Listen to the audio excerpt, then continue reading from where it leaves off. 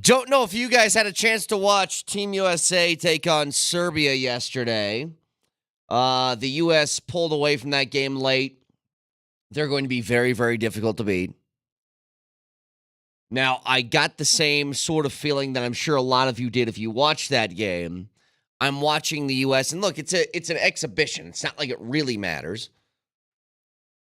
But I'm watching Jokic go up against Embiid and Anthony Davis, and I was rooting hard for Jokic to cook both of them, despite the fact that I'm rooting for the U.S. Totally, 100%, couldn't stop myself from feeling that way. And you get these reminders, right, of the types of games that you're watching. And what I mean by that is the style of play.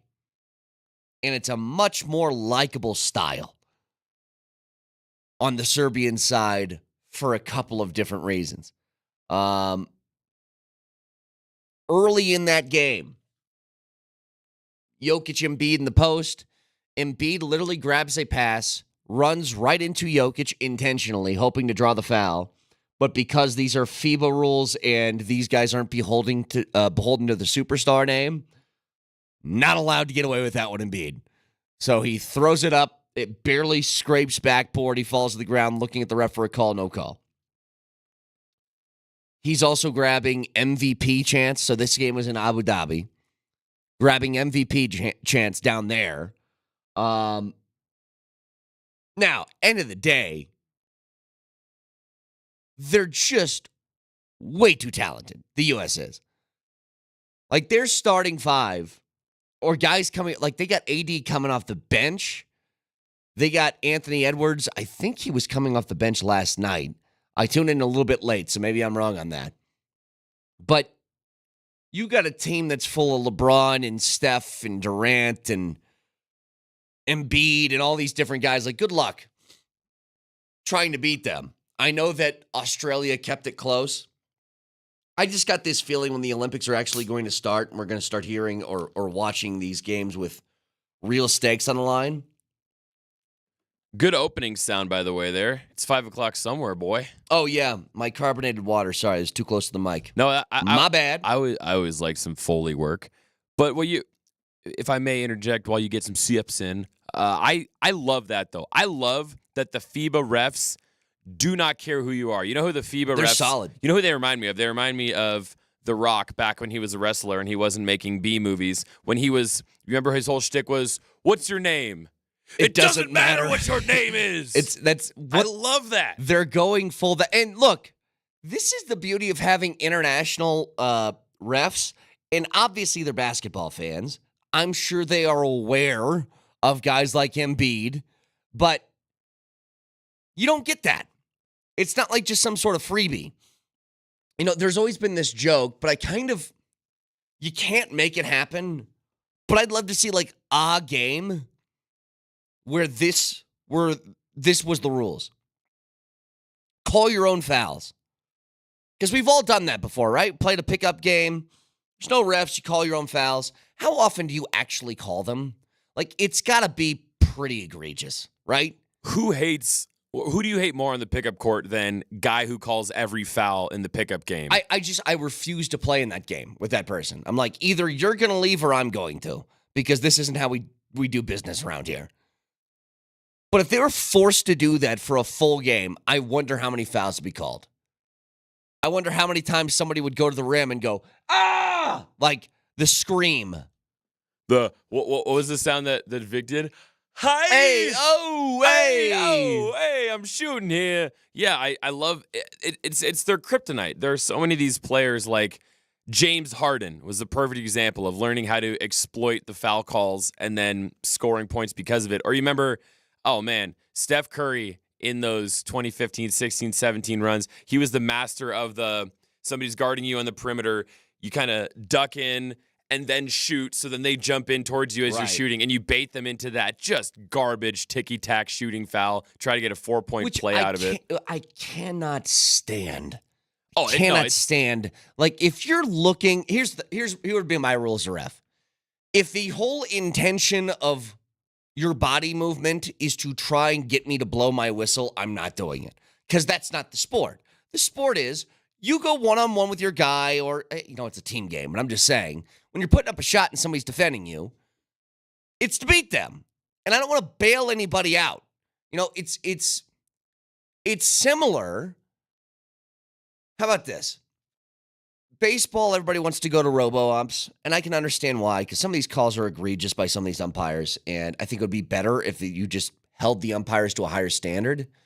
But sometimes I like, as long as it's consistent, if you want to open up the strike zone a little bit, but it's got to be consistent. That's the only thing.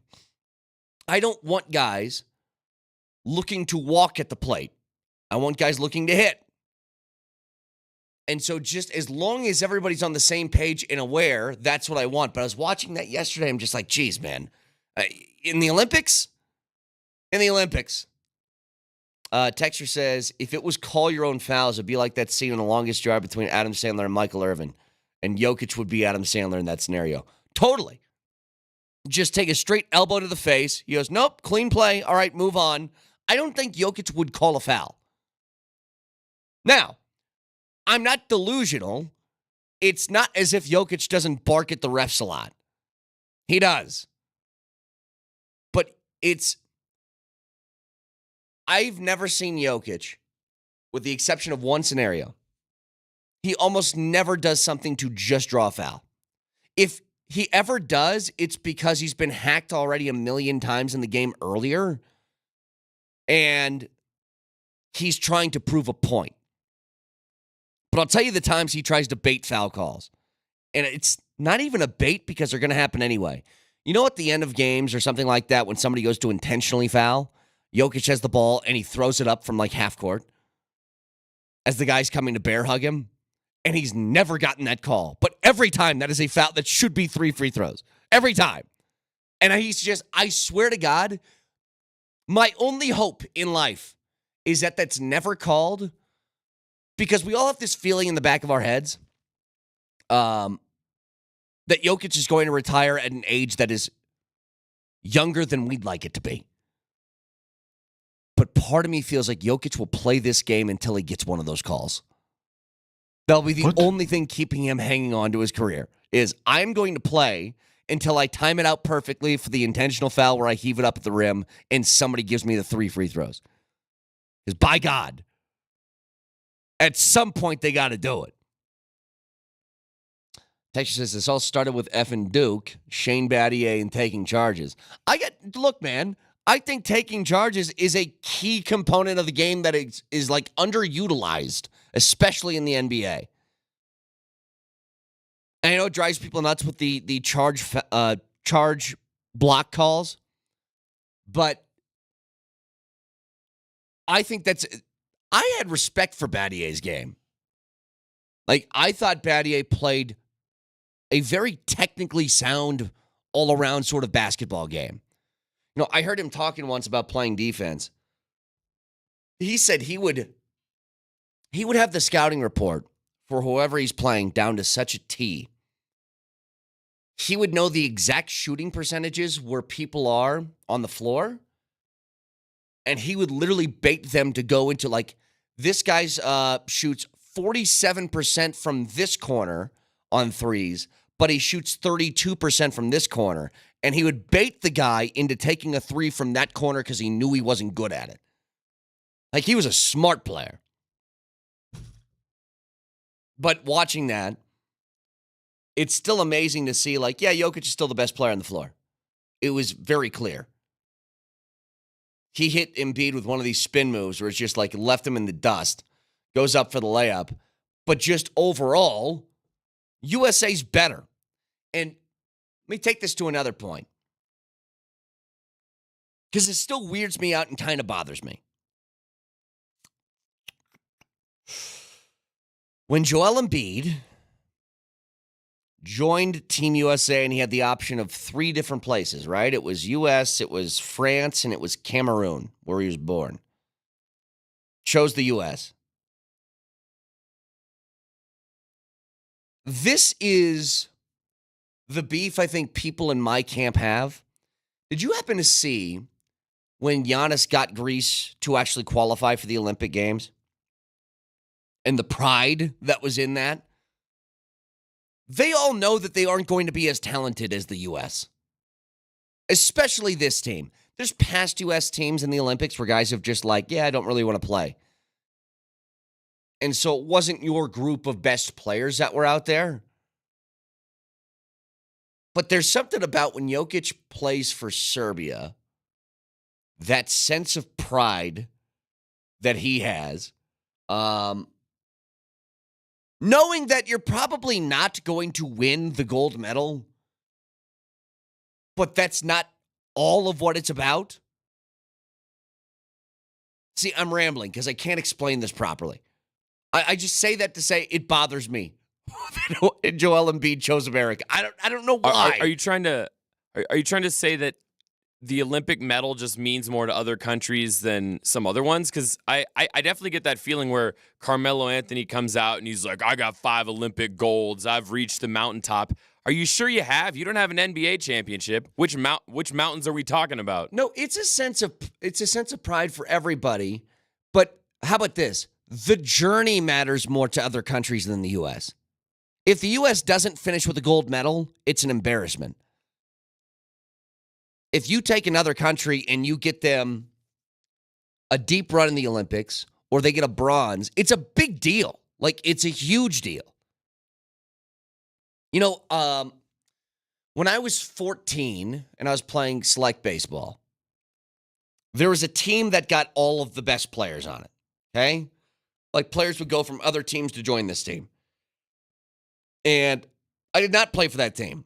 And I didn't want to play for that team. Because the games that you played against them, it mattered so much more when you won. Like, it felt so much better. Like, I'll tell you this. Here's the perfect way I can describe it.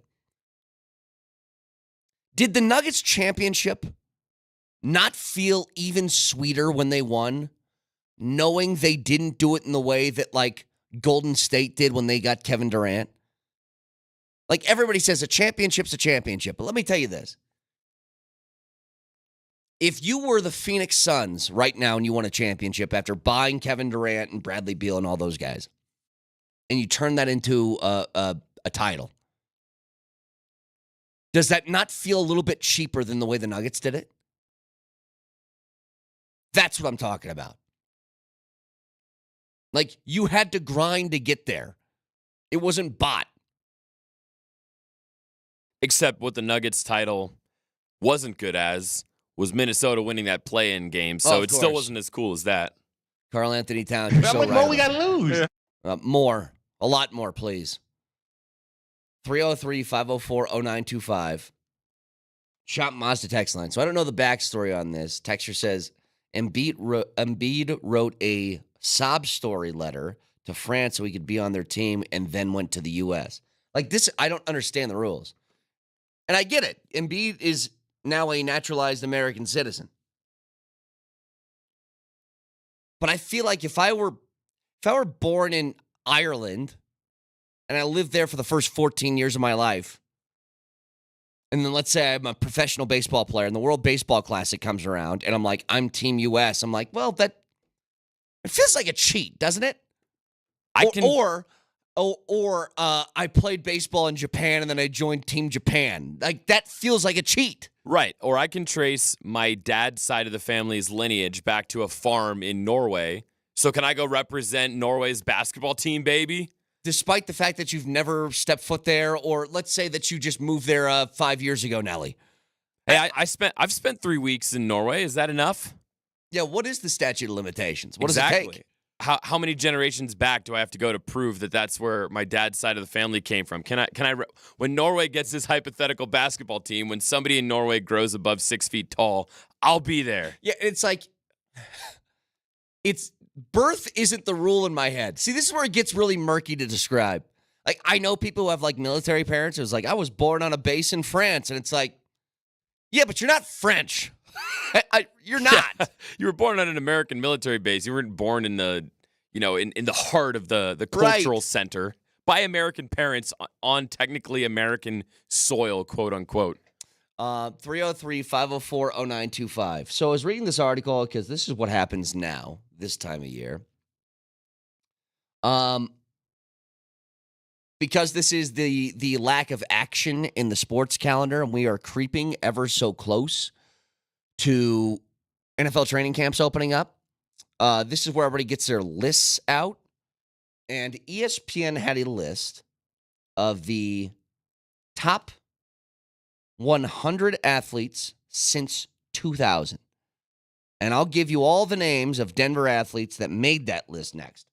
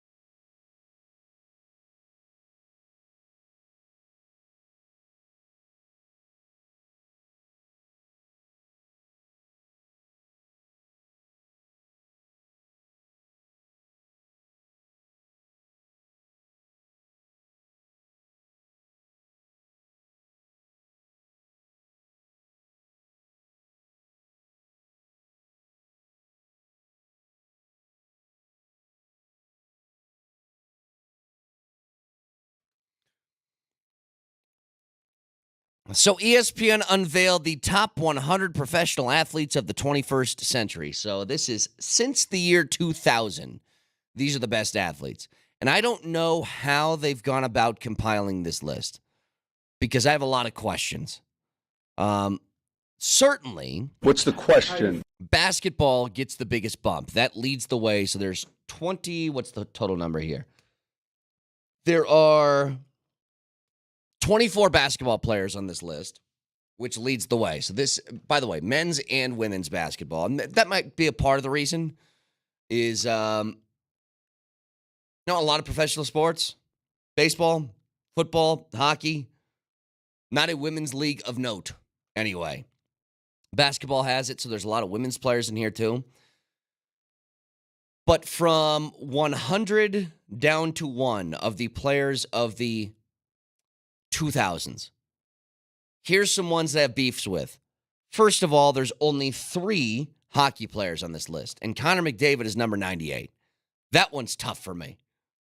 Like, you're telling me this guy that has been dominating this era of hockey is only at number 98? 5-time Art Ross Trophy winner, 3-time Hart winner, all these 100-point seasons that he has. That's it? I mean, the guy won the Conn Smythe despite losing the Stanley Cup final. I think 98 is a little far down the list. Another one is like Aaron Rodgers. I know that the whole thing with Aaron Rodgers is only one Super Bowl and blah, blah, blah. Well, you know what? He's a 4-time MVP. 91 seems a little bit low on that list for me, too. But some local guys. So there's 3 by my count that have cracked this list of best players of the 2000s. The first is not necessarily a player who played his professional career here, but he's from here. Roy Halladay made the list at number 88. 2-time Cy Young winner, Hall of Famer, 2 no-hitters, incredibly good, long career, well-deserved. After that, you jump all the way up, and if you're wondering, where did Jokic end up on this list? Top 100 players of the 2000s. So just to put this in kind of perspective here, like Manny Pacquiao is at 71.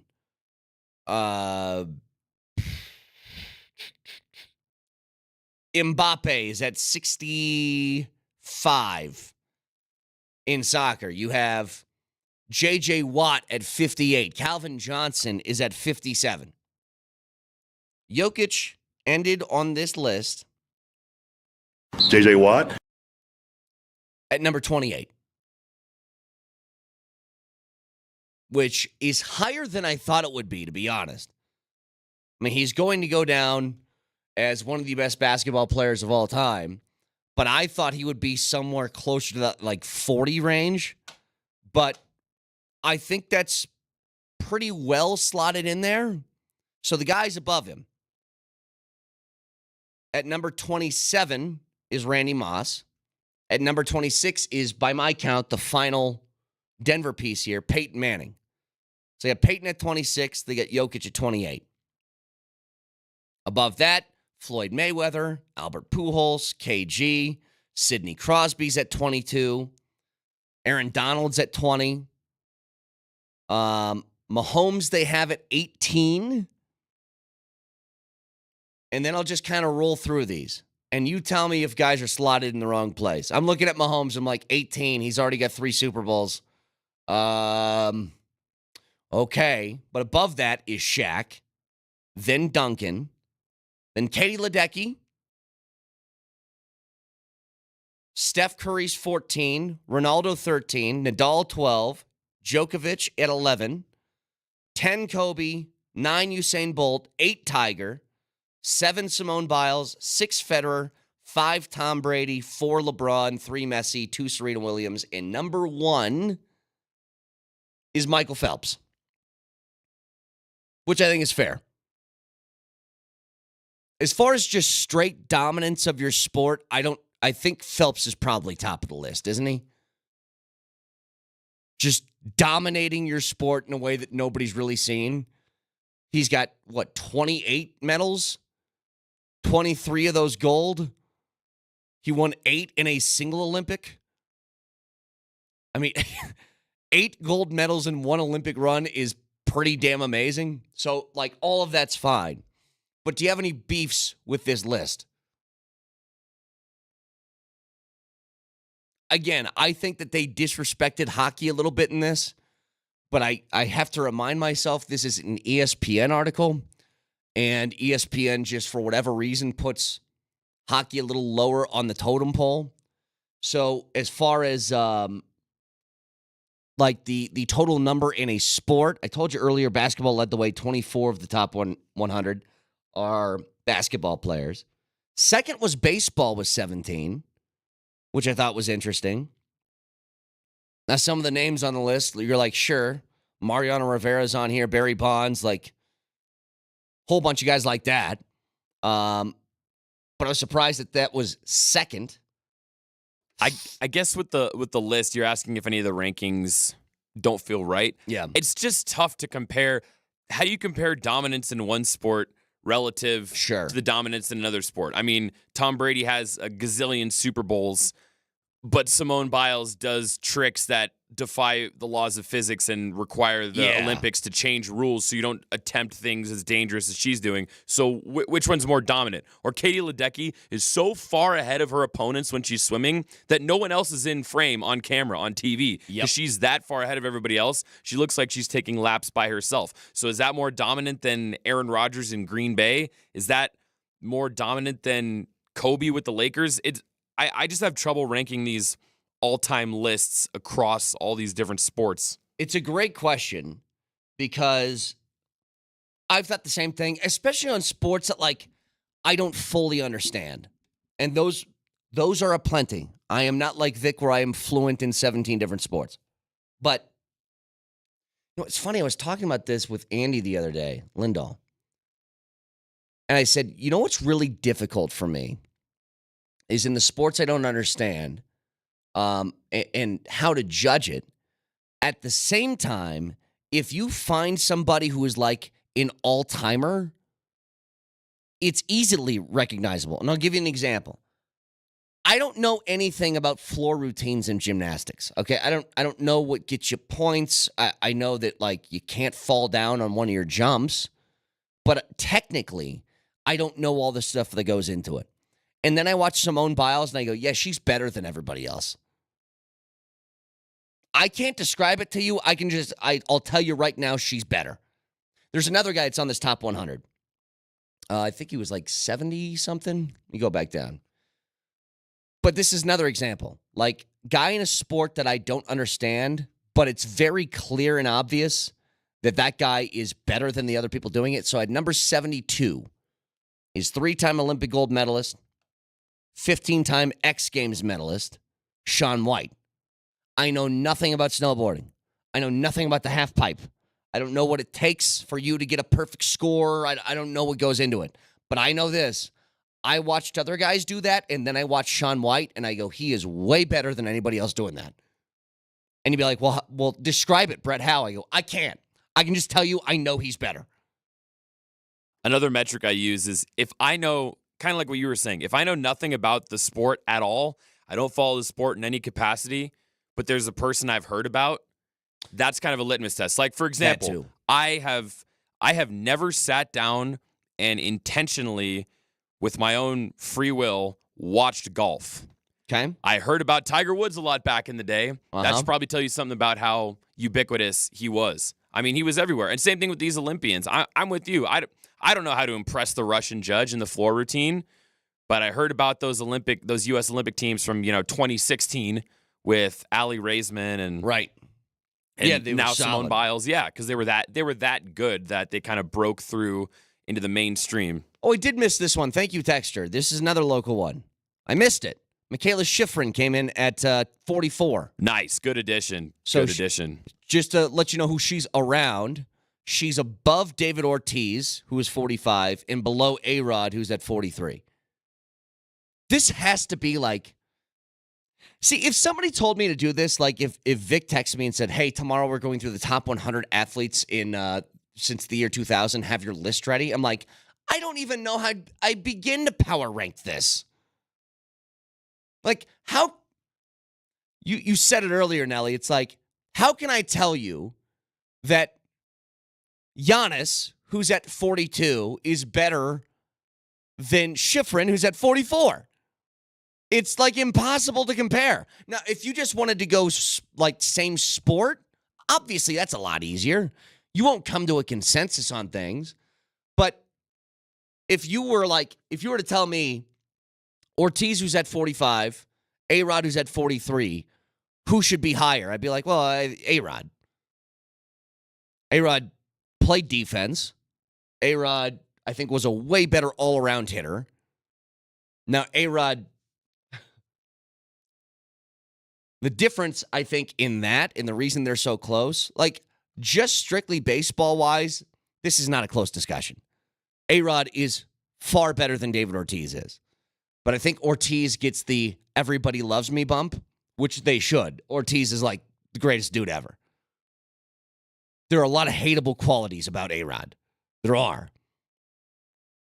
But I'm just looking at it and I'm like, like Jeter's at 53, Adrian Beltre's at 52. And also part of that, Nelly, is a lot of Jeter's career was in the 90s and not the 2000s, but you're judging just the 2000s, so that can get murky and trying to compare those. It's just tough. Ovechkin, by the way, so there's 3 hockey players that made the list. It was McDavid, who was at 98. It's Ovechkin at 54. And it was Sidney Crosby, who's at 22. That's where they had the 3 hockey players. So, yeah, to go through that list. So, baseball was second with 17 total players. Soccer was third with 15. Football had 12. Then tennis, 6. Golf, 4. Okay. Like, Tiger's going to be on that list. You're going to have Mickelson, who is at 68. Annika Sorenstam was at 89. And they put Rory in at 93. In those 15 or 17 baseball players, you said, is Barry Bonds on the list? He is. Yes. You may have mentioned it, but I missed the number. Where is he? They had him at 38. 38. Okay. All right. Again, that's one of those things where it's like Bonds, a lot of his career was in the 90s. So it's tough to judge just off the 2000s. But this is how crazy Barry Bonds is. So he set the MLB record for homers in 2001. He had that 73 home run season. Let me tell you something about Barry Bonds in just the year 2000. I want to get the total numbers on this. Like, I don't think people truly understand how good Barry Bonds was. So, 7-time MVP. Barry Bonds had a career that spanned from 1986 to 2007. 22 years, okay? Since the year 2000, when he was 35 years old, he hit 49 homers, 73, 46, 45, 45. The season that he had in 2002, or I'm sorry, let me give you 2004.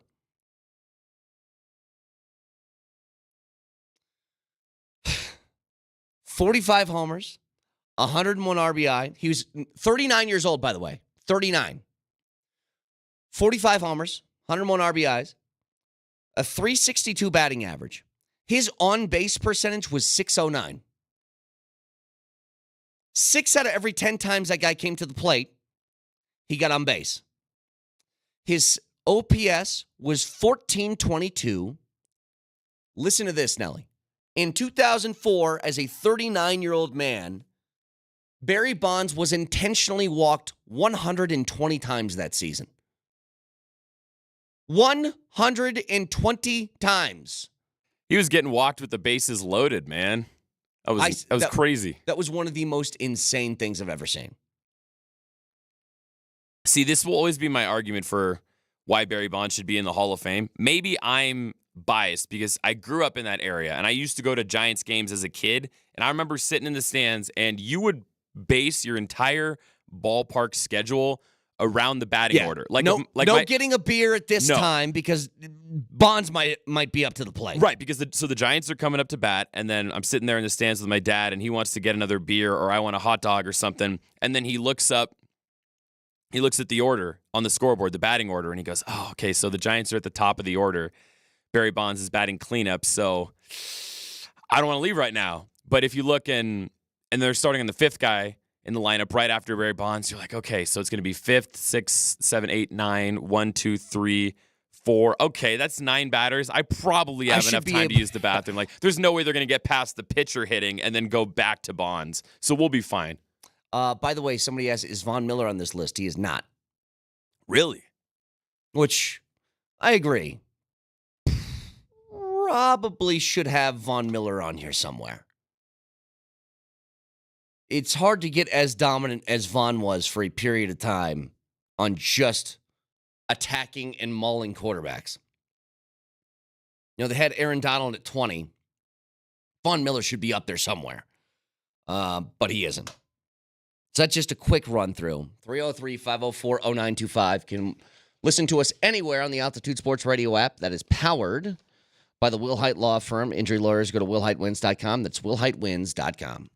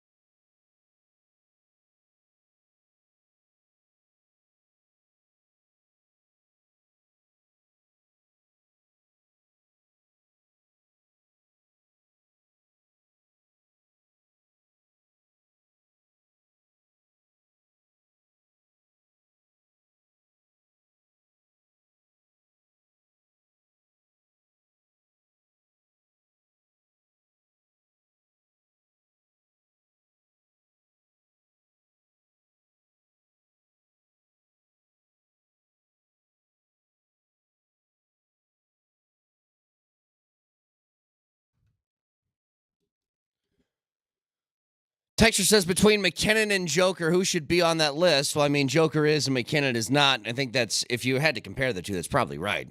I mean, Jokic is a 3-time MVP, NBA champion, Finals MVP. McKinnon is in every way just as good as Joker is, but just doesn't have the hardware that Jokic has. Not his fault, but, I think the difference is Jokic has undisputably been the best player in the league. Award-wise, 3 of the last 4 years, but you could argue all of the last 4. McKinnon, had it not been for a guy like Connor McDavid, maybe could make that same argument, but Connor McDavid is there.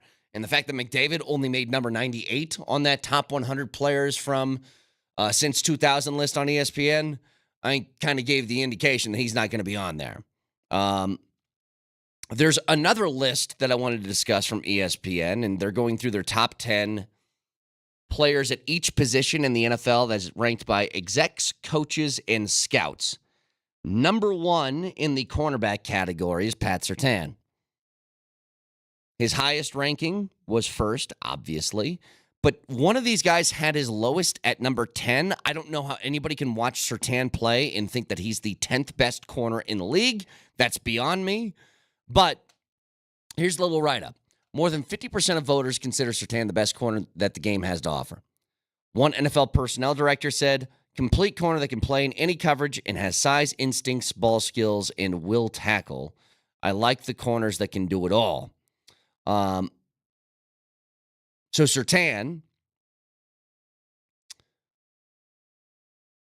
gave up a couple of plays last year. So he allowed 58 catches for 790 yards, 4 touchdowns, and a pick on 90 targets towards him.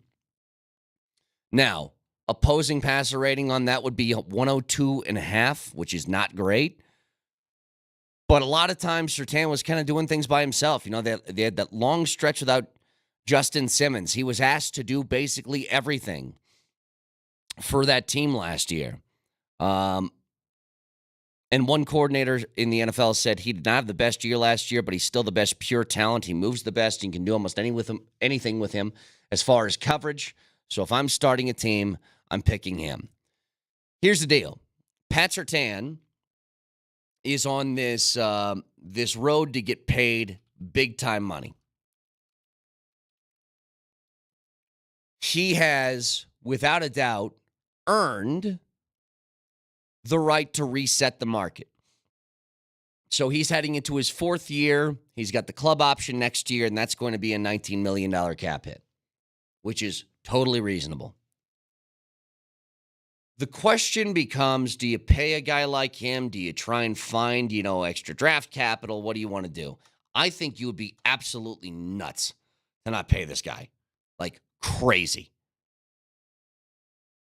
George Paton said something after he drafted Pat Surtain. I don't know if you guys remember this, because the big scuttlebutt at the time heading out of that draft was, did George Paton make the right decision? Because if you remember the situation, they were picking at number 10, I believe. On the board, unexpectedly, was a quarterback out of Ohio State named Justin Fields.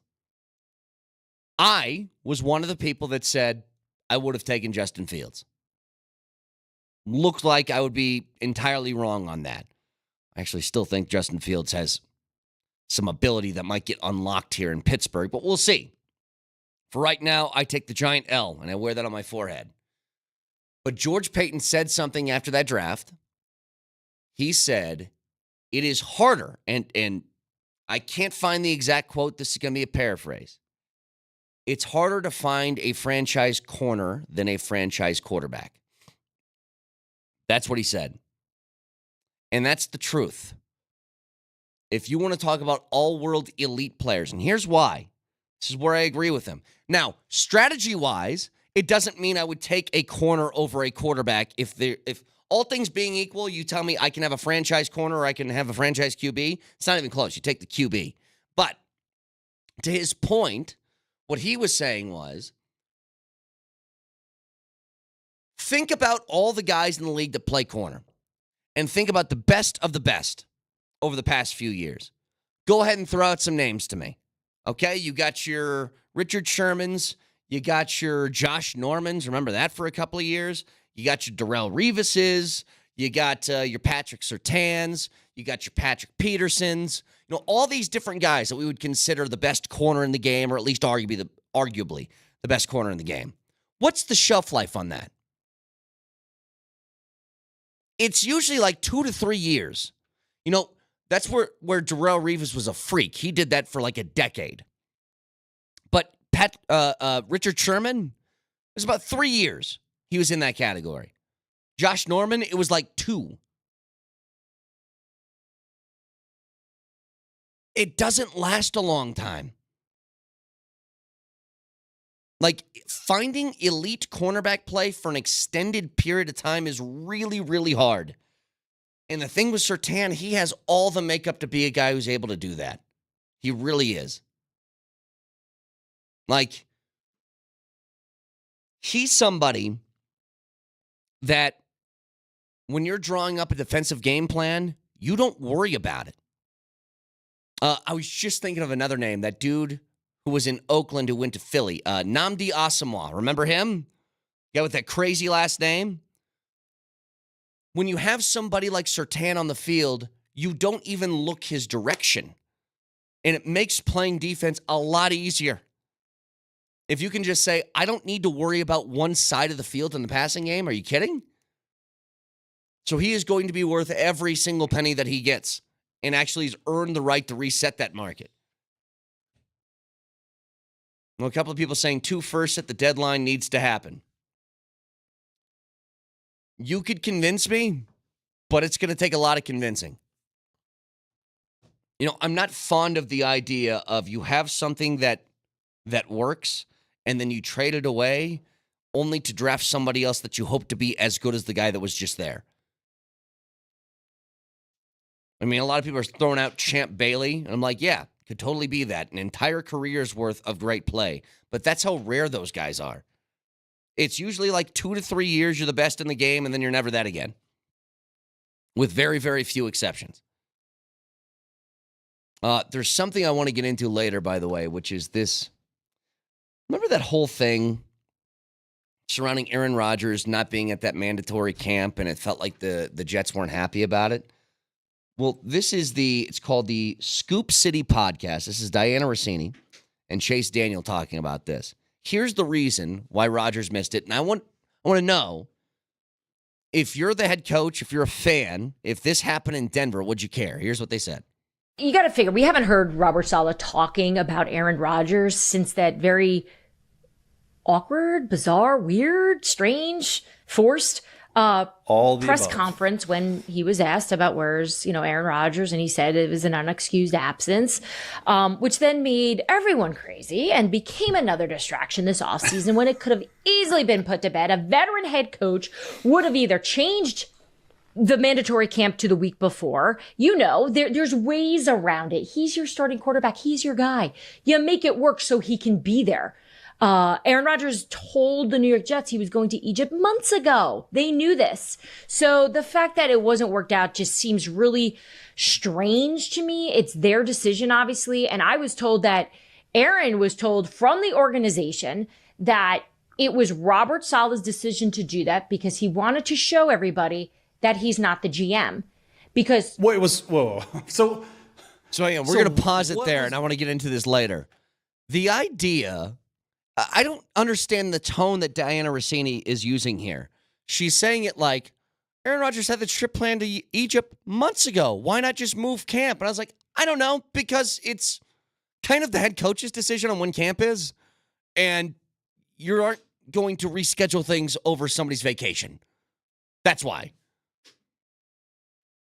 Why are you having camp that close, or why are you having a vacation that close to minicamp in the first place? Why not go to Egypt in, I don't know, March? Doesn't that sound better? April. I'm sorry, March. 303-504-0925. You can watch a show live on Twitch, twitch.tv, search Altitude SR on the search bar. That is the also the Altitude TV simulcast, and that is the Safeway Twitch feed. At Safeway's Pharmacy, they can provide you with essential travel health advice and immunizations before your next summer vacation. Maybe you're going to Egypt before camp. Get immunized. You can do that at Safeway. Get started in store or at Safeway.com. Moshe Lombardi and Kane next.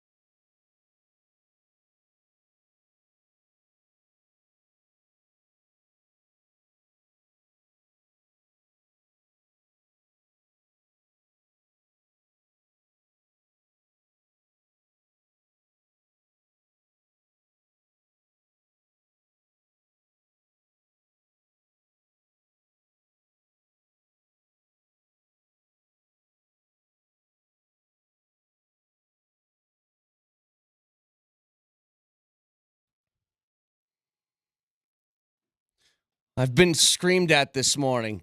Turn on the golf. Turn on the golf. I'm like, I don't what channel? I don't know these things. On USA, I'm watching it right now on my computer. So you guys enjoy the show for the next 3 hours. I got one guy who said literally before the show even started, I'm not going to be participating. I'm just going to be watching golf. The other one said, I have to go. I have a doctor's appointment. And we just asked the question, why is the doctor's appointment scheduled around, the radio show? And then he started yelling at us, I shouldn't be here. I should be in Barcelona. I don't know. Well, I drove in listening to Sports Talk Radio revolving around some list that ESPN came up with. And that's the worst kind of sports talk radio known to man. You know it and I know it. Just admit it. Say it. That's the worst kind of sports talk radio known to man. You're talking to me? Yeah. Some random list that ESPN comes up with it, and now you're going to do an hour on it. Just say it. I did 15 minutes. Say it. Say it. I did 15 Admit minutes. it. That's the worst kind of radio known. I'm not a huge fan of that. No, I'm not a huge fan. Thank you. Vic, make a list power ranking your least favorite sports radio segments in the summer. I mean, No, I hate the Mount Rushmore stuff too, and that's what people get into this time of year. When I heard of this list, like you take every sport and every athlete, it's so dumb. Well, you know what's funny about what ESPN did? So what he's talking about, ESPN has this list of the top 100 athletes since 2000. Why? Because there's no sports on right now, and they have to get content out. And all I wanted to really point out in this list was that Moj, they do not care about hockey at all. At number or 90, they don't watch it. At number 98, they have Connor McDavid. I'm like, I feel like he's a little bit higher than 98 in the top 100 guys some since of the 2000. people ahead of him, like he's 98. Just rank some of the people in the top. I'll give you the guy who's right behind him. And this is unfair because we don't know anything about this, so maybe this is true. Virat Kohli, who is a cricket player, is at 97. All right, stop this list. Stop it. Stop. Zlatan is at 95. Okay, now that's good. Rory at 93. Who's better at their sport, Rory or McDavid? McDavid. Yes. It's not even close. Not even close, Not right? even close. That's why it's a dumb list, because there's no barometer. There's no metric. There's no reasoning. It's a dumb list. It's stupid. See, and this is what me and Nelly were talking about. It's like, how do you even begin to compare?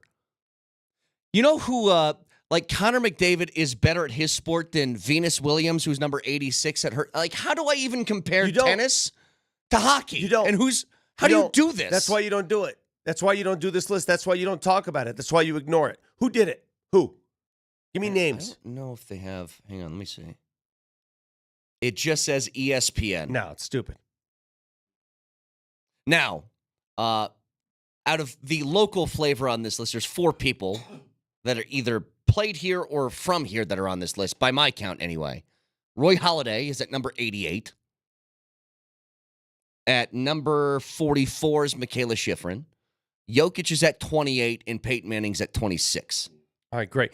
As I'm watching the British Open, and these guys are all wearing rain gear, it looks, again, overcast, miserable, wet. Is it like that year-round in what Scotland? Mosher, have you been to Scotland? Have you been? Have you been to Scotland? Have you been? We're 4.5 minutes in, Moshe. Feel free to just say a thought. I'm only here so I don't get fined. Oh, God. Yeah, you're in one of these. Nelly, I'm not joking. Turn his mic off for the entire segment. You're not participating in the segment. You and I are doing this show, Brett. Turn your camera off. You're off for this segment. Get off. Thank you. Let's do this show. He's like in a whiny mood today. He's like, "Why am I here? I should be at the doctor." Whatever. Let's talk sports. What do you want to talk about?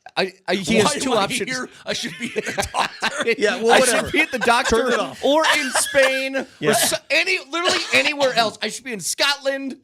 Don't want to hear from you. Don't want to play your whiny game. You should be getting smoked by a 13-year-old on Xbox. Yeah. And a 13-year-old from Wichita specifically. That's what you were doing. You bought NCAA football and you played that until 2 a.m. That's why he's all groggy. I feel kind of funky this morning for a variety of reasons. One of which is the Open Championship is on and Rory's 5 over. Like if you shoot 5 over in round 1, you have you're going to miss you have no chance. So by the time we wake up and take a squirt, Rory's out of it. You see what I'm saying? Like you're out of it right away. I wake up in the morning. Well, the leaders are only in -2 and 3. What are you talking about? He's tight. already 8 off, dude. He's 8 off the You lead can right make now. that up. You ain't coming back from that. Anyway, This golf looks miserable. Consider this. Look, I'm only here to save a vacation. Okay. All right, good. All right, But I'm if you- dead serious. If you want Don't to do that, speak. though, Don't- if you want to do that, you have to actually participate. Yeah. Like just being present doesn't do anything. don't talk. Go leave. I'm Go gonna walk around. I'm gonna put my DNA on stuff so that if people ask, was Moj in today, they can swab, bring in a team or whatever, and say, oh yeah, he actually was there that day. But I'm not really here because the Open is on. All right, just get out. Get out of here. What is wrong You with put you? me in a bad mood, dude. You're You guys are both sour this morning. no, It's but the really way putting he it- walked in, come on, I have the same mood every day. The That way is he true. the way he walked in today, be honest. Like he's bigger and better than everyone. That Yeah, you we're did have graced that by sense. his presence. I mean, shut up. Get out of here. You had that. You should be glad I showed up today thing. Well, you should be because the Open is on, and a big fat lefty from Scotland is won over. Anyway. This does. I'm not kidding. So I haven't been to Europe yet. I want to very badly. But that part of Europe always looks like this. miserable, right? Always. I don't understand. Every time I see these, hey, have you ever golfed in Ireland or Scotland? My retort is always, I don't want to golf in the rain and in the wind. And like a howling I mean, wind. Like if it's raining and windy here and people say you want to golf, what's your response usually? No. The weather's I'll pass terrible. today. So why would I do it there and pay all that money to do it there? Oh, but it's part of the environment. It sucks. See, this is where every once in a while we're in that time of year where it's like you'll have that 100-degree day. You're like, God, dude, it's hot. And then I look at this and I go, yeah, I'll take the hot. Over whatever this is that I'm seeing on the TV right now in Scotland, I will take hot every day. So, wait, Moj, in England, they don't have AC units, right? Well, or at least they're very rare. And France too, northern France. They're very, very rare. And that's why they're like, it's going to be 88 today, or whatever they do, Celsius over there. Mhm. But it's Yeah, going to be whatever. 88 degrees today. Everybody, prepare. Pretty much, yeah. Pretty much, yeah. It gets to 88, and you're like, they're having a freak out. What temperature, like in Scotland, would you be like, God, it's hot here? Like 75. It'd Goodness. be boiling at 75. See, I'm not. You can have that. Yeah. You can have it. I mean, I'm watching the Open Couldn't and guys be are wearing me. sleeves and jackets and they look chilly and nah. How is that fun? How is that? Who are the people wired for that? How are you wired for that? It's like, this is great. Look, this guy's wearing a sweater. He's freezing. Nah. It's the middle of July. I mean, give me a break. Nope. this, you know what? It really is like it's a bad promo for your country. It really is. Like, for as popular as this event is, it's like middle of summer. You want to come here and be cold? Not really. No. I'd rather have a beach somewhere. Hey, want to come here? The wind's always blowing. There's really nothing to do but drink beer in these pubs we have. That's it. That's Yeah, they look at him. that's why I want to go to Ireland. Yeah, That yeah, sounds it's- pretty yep. good. That sounds pretty good. Vic, that was a good. That was a good. You said that like a bad thing. That's a good thing. Hey, do you want to sit inside, drink beer, and watch these guys walk around in a blowing wind and make fools of themselves? Yeah, that sounds pretty good, actually. Yes. I just had this chat with my wife the other day because, like, Ireland's like my number one place I want to go. It is Why? because Let me ask You're you not this. even Irish. Why would you want to go to Ireland? part over, Irish. Hey, why would you want to go there over like Italy, where there's so much to see? I would love to go to Italy too. So why would you choose? And I'm not trying to be a jerk here, but what in Ireland is there? I really like. I told my wife this. You're gonna roll your eyes. You won't get it. Okay. People out there will get me. I literally just want to go there and go to every pub that I can find, and have like one beer there and hop to the next one. That's Yeah. all I want to do. Whatever. And I want to That see would like be- some of the castles and stuff like that too. That's in Ireland. I want to see dude, those. I would do that with you. Now, listen, you guys know I went to Italy? You did? Yeah. You know where you didn't go? Spain. Hey, why didn't you go to Spain this year? You were What slotted to an go. absolute Richard. God, you're such a Richard, man. What? Why didn't you go to Barcelona? Shut up. I don't. This. I can just tell this whole show today is going to be off the. Listen, people, if you ever want Nelly, you have a whole year of Mojis in one show today. So you might as well just roll on the whole damn thing because it's all coming out today. I can also tell you I have a very fruitful drunk takes. Getting the band back together this week, you guys have gone way out. Great. You fell off the wagon real hard. Great. Every shot's out of the heather. Like everybody's standing in that deep wheat. I mean, everybody on the Twitch is That's taking called shots heather? at me. Everybody on the friggin' text line is taking shots at me. He wants you guys all just chill out, all right? Listen, the Open's on. I'm here. I'm physically breathing into this microphone. Give me a break. 303-504-0925. You know what I like about our viewers and listeners, though? Is they get us. They get it. Mm-hmm. I mean, they bust our face like the way we bust each other's faces. They're pretty smart people out there. Yeah. I'm absolutely impressed. So there's a couple of things that I wanted to get to today. One of them surrounding, I don't know if you guys heard this story. It's going back a ways. But this story surrounding Aaron Rodgers and why he missed mandatory minicamp. Have you guys heard the reasons why? Didn't you have a vacation there's planned a or big something? scuttlebutt. So Diana Rossini was on Is he still licking frogs? Well, Diana Rossini has the Scoop City podcast. She does, I don't know if she does this with Chase Daniel or if he's just like a guest that week or what. But here's the story surrounding this. Listen. You got to figure, we haven't heard Robert Saleh talking about Aaron Rodgers since that very awkward, bizarre, weird, strange, forced All the press above. conference when he was asked about where's, Aaron Rodgers, and he said it was an unexcused absence, which then made everyone crazy and became another distraction this offseason when it could have easily been put to bed. A veteran head coach would have either changed the mandatory camp to the week before. There's ways around it. He's your starting quarterback. He's your guy. You make it work so he can be there.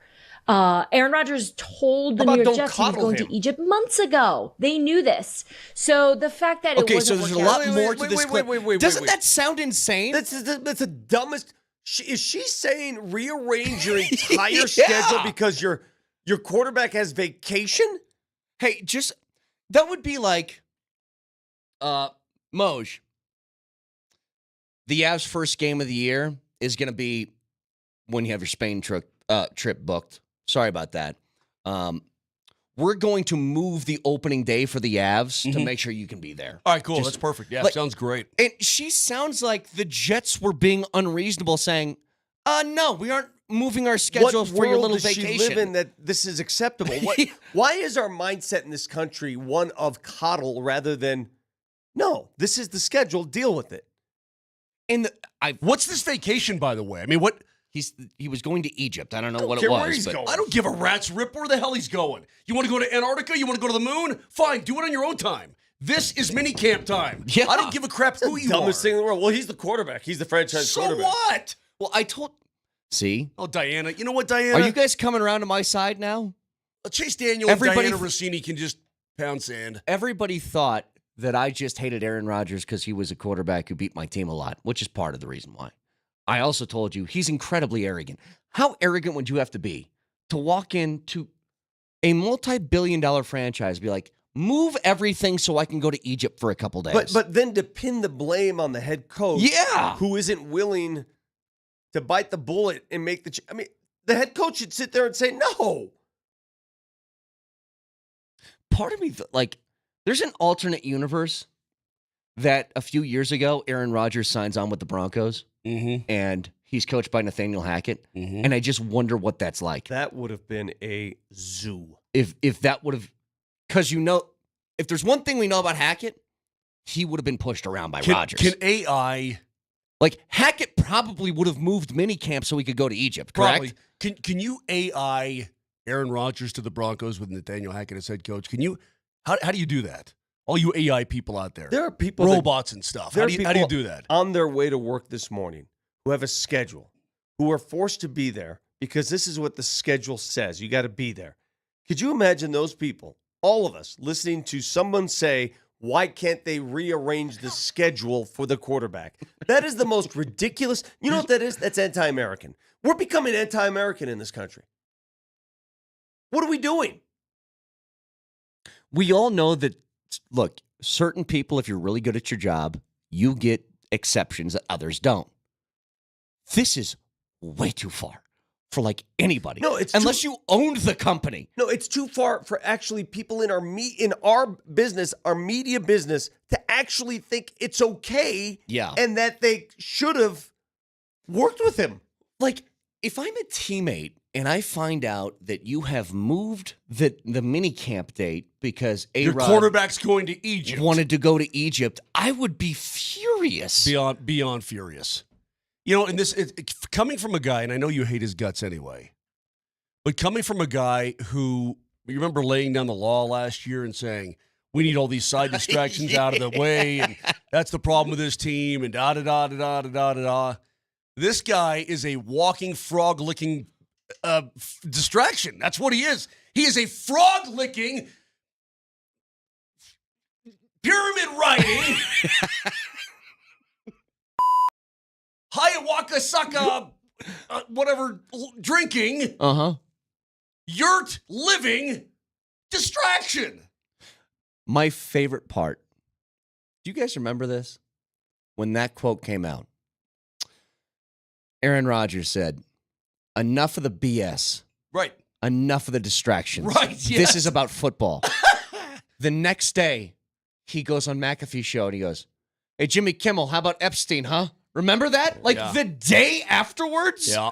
And you're like, all right, so you don't believe anything that you say. It's just these are rules for everybody else on the roster and not for you. I'm Got not it. even mad at Aaron Rodgers. This is not about Aaron Rodgers. This is for a member of the media actually supporting his cause and questioning the Jets and their leadership. And she even said, oh, Robert Saleh's a veteran head coach. You know, he should know how this works. What works? What? What works? Do you think Bill Belichick moves his minicamp for Tom Brady? What works? I guess Diana Rossini said he should have, if this were the case. In what world do we live in? Honest question, Vic. If Jokic said, I want to spend another 2 weeks in Serbia, can we push training camp back? Would they do it? No. And they shouldn't do it. No, they shouldn't do it. I'd be very disappointed in the Nuggets if they did that. Yeah. No. Moj, I think it's not even worth a question. Quite upsetting. If McKinnon and McCarr said, you know what, we need like another week because we're going to take a boys' trip to Vegas. But the funny part is they would never. The thing is, they would never. Of do course that. not. Is this what? They would never even think about that. Is You see there what a I'm saying? generation of Americans who think this is okay? Let Are me- we in that? Is there a generation of Americans who think it's okay for this to happen? All right, so here's a story about Rossini. She grew up in New Jersey. She played soccer for 4 seasons at George Mason. She scored 7 goals, recorded 1 assist in 51 games. What is any What of are you this doing? matter? What? Well, I'm just trying to get her background on the move I actually- the team's minicamp because dude's got to go see a mummy. I actually like Diana Rossini. I think she does like really good reporting. Yeah. Okay, good. But this is insane. Yeah, This is an She insane is way to go about this. openly admonishing the Jets head coach because he refused to move minicamp to acquiesce his spoiled brat quarterback. What world do we live in? Texture says Malone would physically fight Jokic before moving camp. And he actually might. He probably would. But see, listen, most people in this world would never do the Egypt thing and miss. They're going to work. Yeah. All the Mahomes, Lamar Jackson, Herbert, all these, they're all going to There work. is a generation of people, I guarantee there are people listening to this show right now who won't admit it. You won't call because you're going to get assaulted verbally. There are people listening to the show who think there's nothing wrong with this and it's okay and it's their right. Well, yeah, I don't know. Maybe. All I'm saying is that that's a joke, man. That really crazy, is a right? joke. You know what? And I was sort of agnostic on Aaron Rodgers. I'm starting to just really I dislike hate this him now. guy. Yeah, I'm starting to really dislike Freaking this hate guy. This is this is the straw that broke the camel's back, this one right here. 303-504-0925. By the way, if you guys had a chance to watch Team USA in Serbia yesterday, there's a couple of things that I think need to be discussed about the way that game is played and the way the NBA game is played that I'd like to get to next.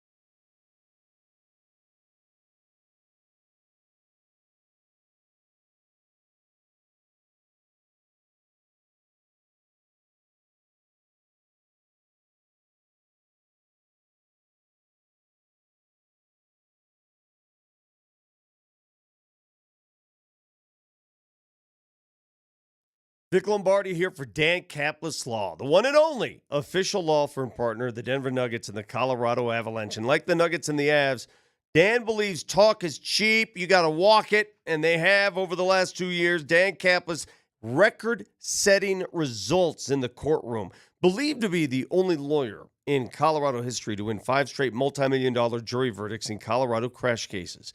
In his last 16 trials, he has won an average of over 10 times more than what the insurance company offered.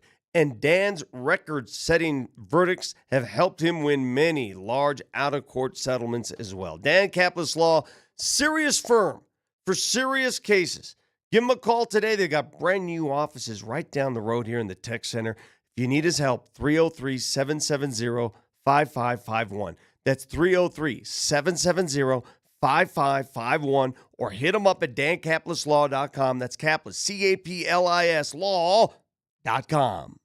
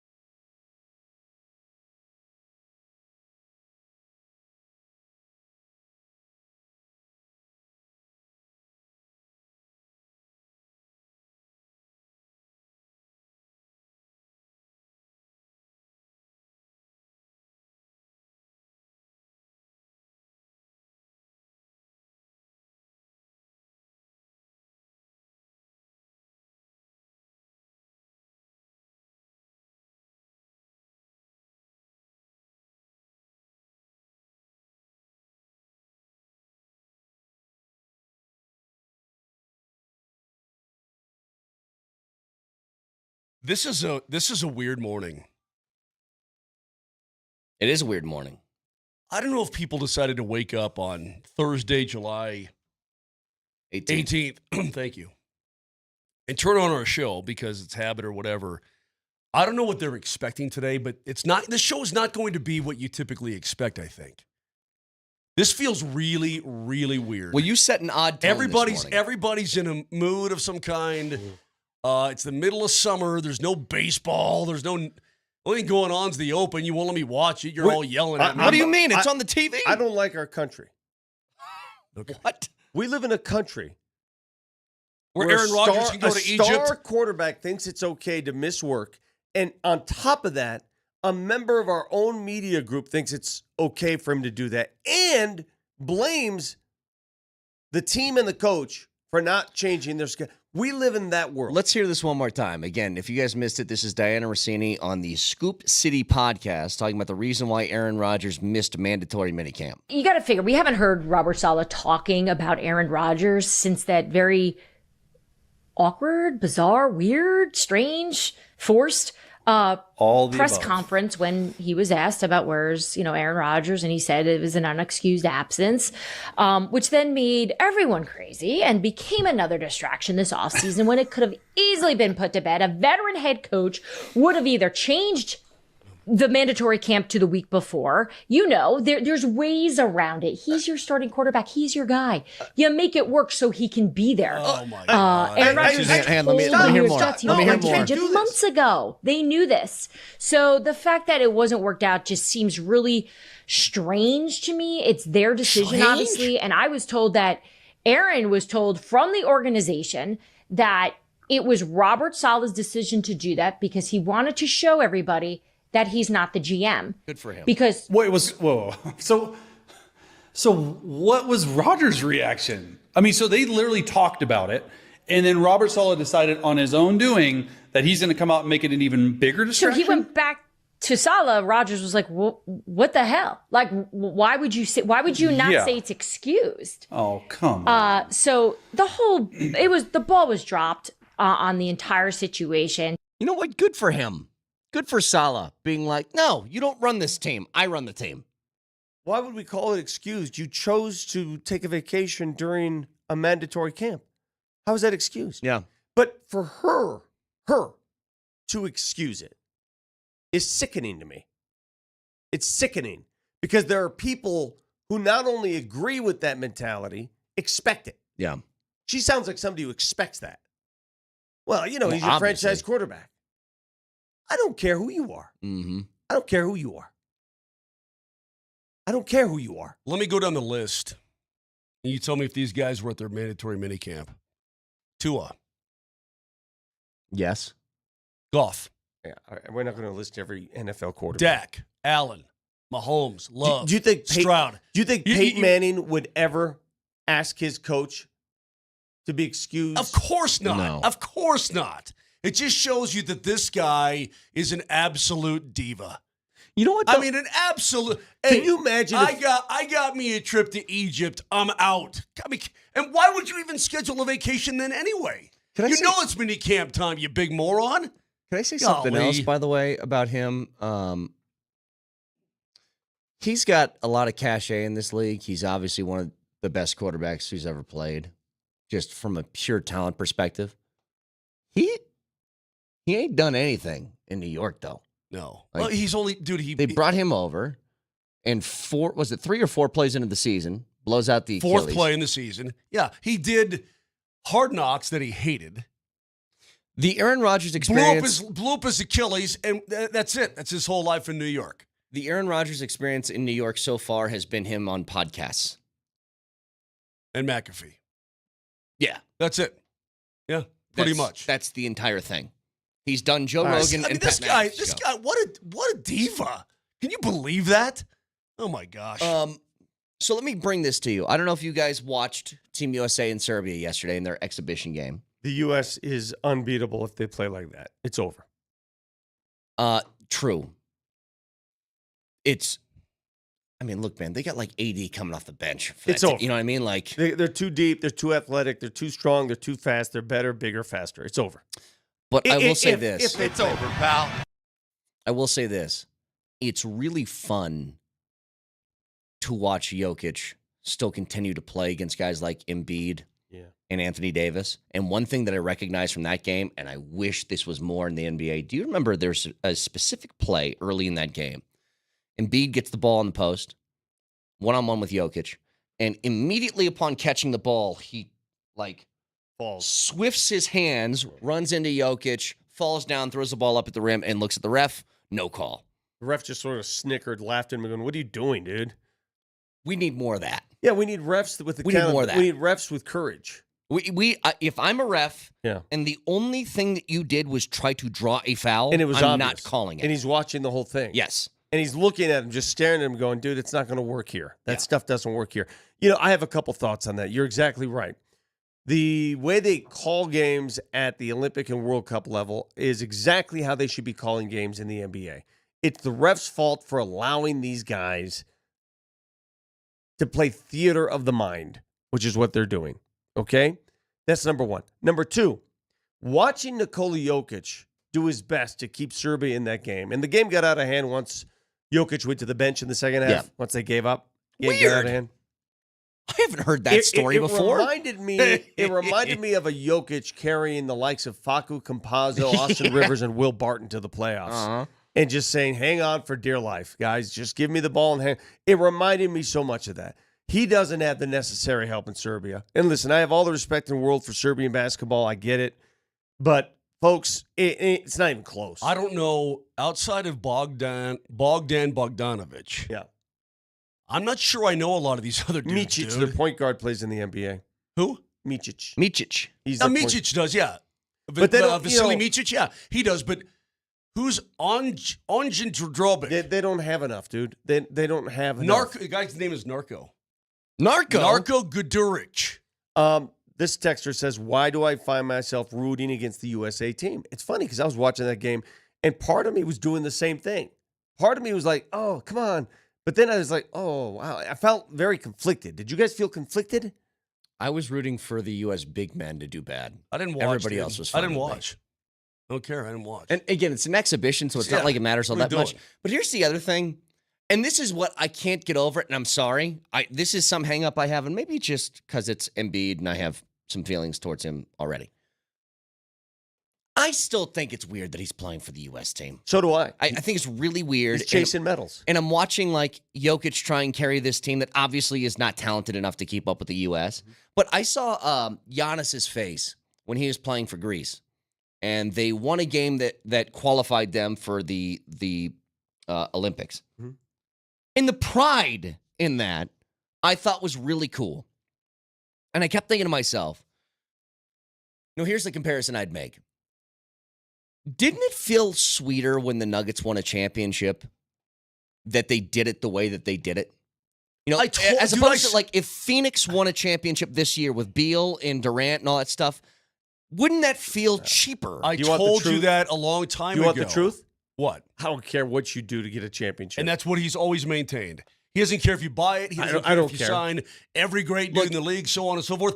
Brett, I brought it up 2 years ago. I don't care if you pay off the opposing team. Just sit down for 7 games. Vic, bottom line is you're probably correct. You want a championship because you want a championship. But Kaner, drafting, building, it's organic is what it is. And I feel like And Embiid. it feels better. It feels more real. Now, I'm not saying I would discount another championship. I'm saying it just feels more real. And Embiid wants to do it the easy way, the Laker way. So tell me how you didn't watch the game, so you can't respond to this, Mosier. Sounds good. I'm going to watch golf. All Bye. right. Kaner, how did you feel, honestly, in the first half? It's a close game. Serbia actually led by 7. And here come the U.S. players. And LeBron has an and one. And what does LeBron do after the and one? After he outmuscles a Serbian guard, he does the, I'm too strong. You know that thing where The shoulder roll? He does the shoulder roll. I can't do that. I can't deal with that. It automatically made me root against him. Automatically. Right there. I would be lying to you if I told you that I wasn't a little bit conflicted in watching that game, and I didn't like myself for it, by the way. I did not like that somebody from the U.S. would do something good, and I'd kind of go, ugh. It was a weird feeling. Yeah. It was. At the end of the day, I take pride in this. No country in the world can stack up to the U.S. in the sport of basketball when the U.S. is committed. No country. They're too deep. Yeah, when they're they too put a team strong. together like no this, country, no no chance. nobody. I don't care who you are. You know, a one-off. If there's one game, you have to be extremely lucky. You better make all your shots, and you better hope the U.S. has 5 sick players because you're not going to win. Yeah. But to do a shoulder roll in an exhibition game, come. Again, This is can I ask you guys, because I wasn't old enough to see the 92 Dream Team. Did they do that? yeah. Did they flex on people and stuff Yeah. like that? Oh yeah, they did. Did you feel the same way? No, Dude, they're Why? playing. Listen, I told you I've given you this theory already. I've Give it to given me you this again. theory. You know, Barkley would yell at people. Barkley got in fights with people. Jordan would laugh at opposing players. They flexed. They did everything this team's doing. Here's the difference. The reason we don't like it now, especially when LeBron does it, Durant, Anthony Edwards for sure. Anthony Edwards is driving me crazy again. Yeah. Driving me crazy. Yep. Can't stand it. Those guys are an open threat to our team in Denver. They're an open threat because our team is a championship contender. When the Dream Team was around, we didn't have a championship contending team in Denver. Those players were revered. They were role models. They're like, oh my God. Now those players, those same players, they're a threat to our player, our team. And so we look at it differently. That's my theory. And there's no nuggets on that team. Dude, they would waste. They'd beat Angola by 70. You know, And they'd egg it on too. absolutely they would. Yeah, they would. Yeah. They wanted to prove to the world that you're. But that didn't bother you. No, in fact, I wanted. Well, them it to do was so new and so different. Yeah. It never happened Yeah. before. You This never bothers had me. pros. That's 32 years ago. You never had pros playing in the Olympic Yeah. Games, right? And so, but these are all the best players on the planet. Magic and Bird, and I mean MJ. I mean all the best studs, and they relished beating everybody up because the U.S. had gotten beaten up a little bit. All right, so why the are college we- kids were getting beaten up a little bit by the rest of the world? So why are we being hypocritical about it now? Okay, so hang on to that. I don't know. I didn't watch. Think about it. Okay, I'm watching golf, man. I'm out. Think Bye. about it during the break. Think about it during the break. Textures 303-504-0925. Because I really want to know what's different about this. Vic has his theory. I don't think I totally buy it because there's plenty of teams that were viable championship contenders. You know, if you were an Eastern Conference team, if you were the Knicks in the 90s and Jordan's on that team, I don't feel like they hated that team, right? I think everybody kind of pulled in the same direction. But 303-504-0925 back after this.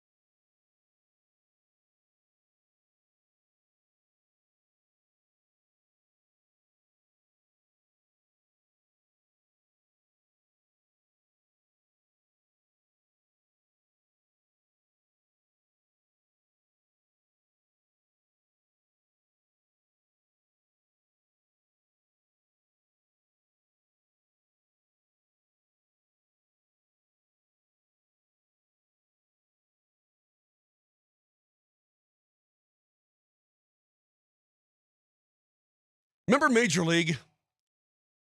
Where he goes, no, it's too high. It's too high. Yep. It's Not too high. Not too high. It's too far. Too far, yeah. Who gives No, a- that was the line. Yeah. Oh, it's too high. What do you mean too high? Too far. Who gives a blank? It's gone. Yeah. Right? I like the line. We had an interesting conversation that will never be mentioned on there, but that's okay.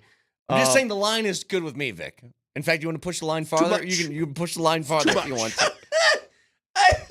Just move that line as far as you can. Too much. Oh, my goodness gracious. You guys make me laugh sometimes. Nelly? Oh, Nelly. 22-mile-an-hour gust right in your face. 164 yards at the pin, adjusted 202. Xander Schauffele. So it's 164 playing 202, Vic, right? When he shoot it? Right into the wind, the teeth of the wind. Schauffele strikes the ball. Looks like a low hook shot onto the green. He doesn't like it. He is a bit suspicious. He doesn't of like its it. Oh, and he's in the whereabouts, bunker. Yeah. And it falls into the dirt of the earth. Hey, you guys want to hear something? What's If I was in one of those bunkers, might as well pack up and go home. I ain't 100%. getting out. Not getting 100%. out of that thing. You look at this, man. I'm there forever. Who decided Oh, a chip in. who decided to build bunkers like that? Just layer upon layer of Who decided of sod. playing golf in Scotland and Ireland's fun? It's where the game was invented, you I dork. don't care. I don't care where it's invented. Let me share you a story about a sand trap. I played at Plum Creek Hold a on a couple years second. ago. You're going to share a story about a Yes. bunker. Okay, please. So there's this par 3 at Plum Creek. Played a couple years ago. And they got, what are they called? The railroad, what are they called? The Ties. little Railroad ties. Railroad Yeah, ties. railroad ties. I know exactly the hole you're referring Yep. to. And a little short. Mhm. My ball was like right up against it.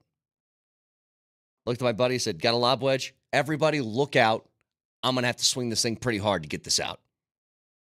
I scolded, it hit the railroad ties, and it whizzed my ear. Like, You almost killed right by- yourself. almost killed myself by doing that. And I said, you know what? If that happens again, we're just going to go ahead and pick this ball up and move it back a little bit further. 100%. Yeah. All right, question of the morning, which we raised before the break.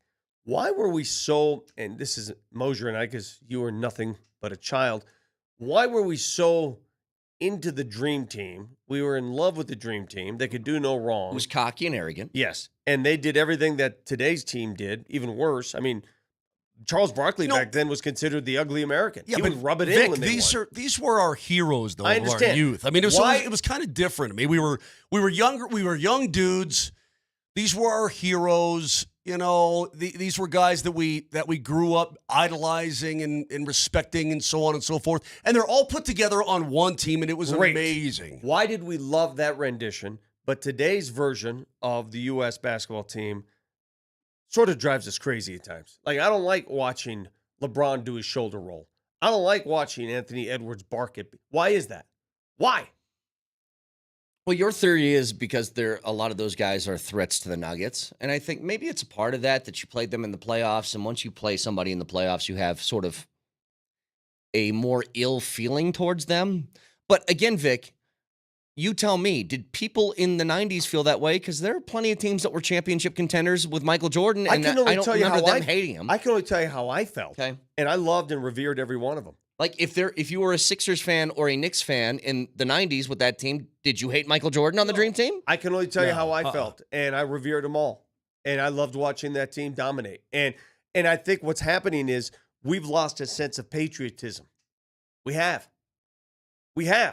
Our country has. I mean, like you can't set aside your personal feelings towards somebody for the good of. Brett, there are people rooting against the U.S. team that are Americans. Oh, I know that, but that's not what we're doing. No, I want the U.S. to win Yeah. it, but at the same time, I feel a little dirty doing so. But And I don't know there's- why. There's no those people you're talking about, Vic. There's no fixing that. Like that, they're just going to feel that way. What I'm asking is the way that we feel, and why is that?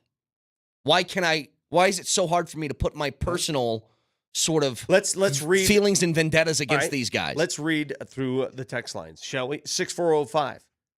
They're overexposed through social media. We're sick of them. That's probably true. a little bit. 0677. Because this team is full of whiny, entitled babies. 2287. Dream team players had egos where they played like dogs, talk trash on the court. Today's players have egos where they play like dogs, but showboat and do little dances, then talk smack at press conferences. It's far different. I see that. Sure. I could see that. 3294. The reason is different these days is because back in the 90s, they were men. Nowadays, they're soft prima donnas acting tough. We can go on, but we're not the only ones that think this way. I find that hard to understand how one rendition is revered while the other one is considered entitled.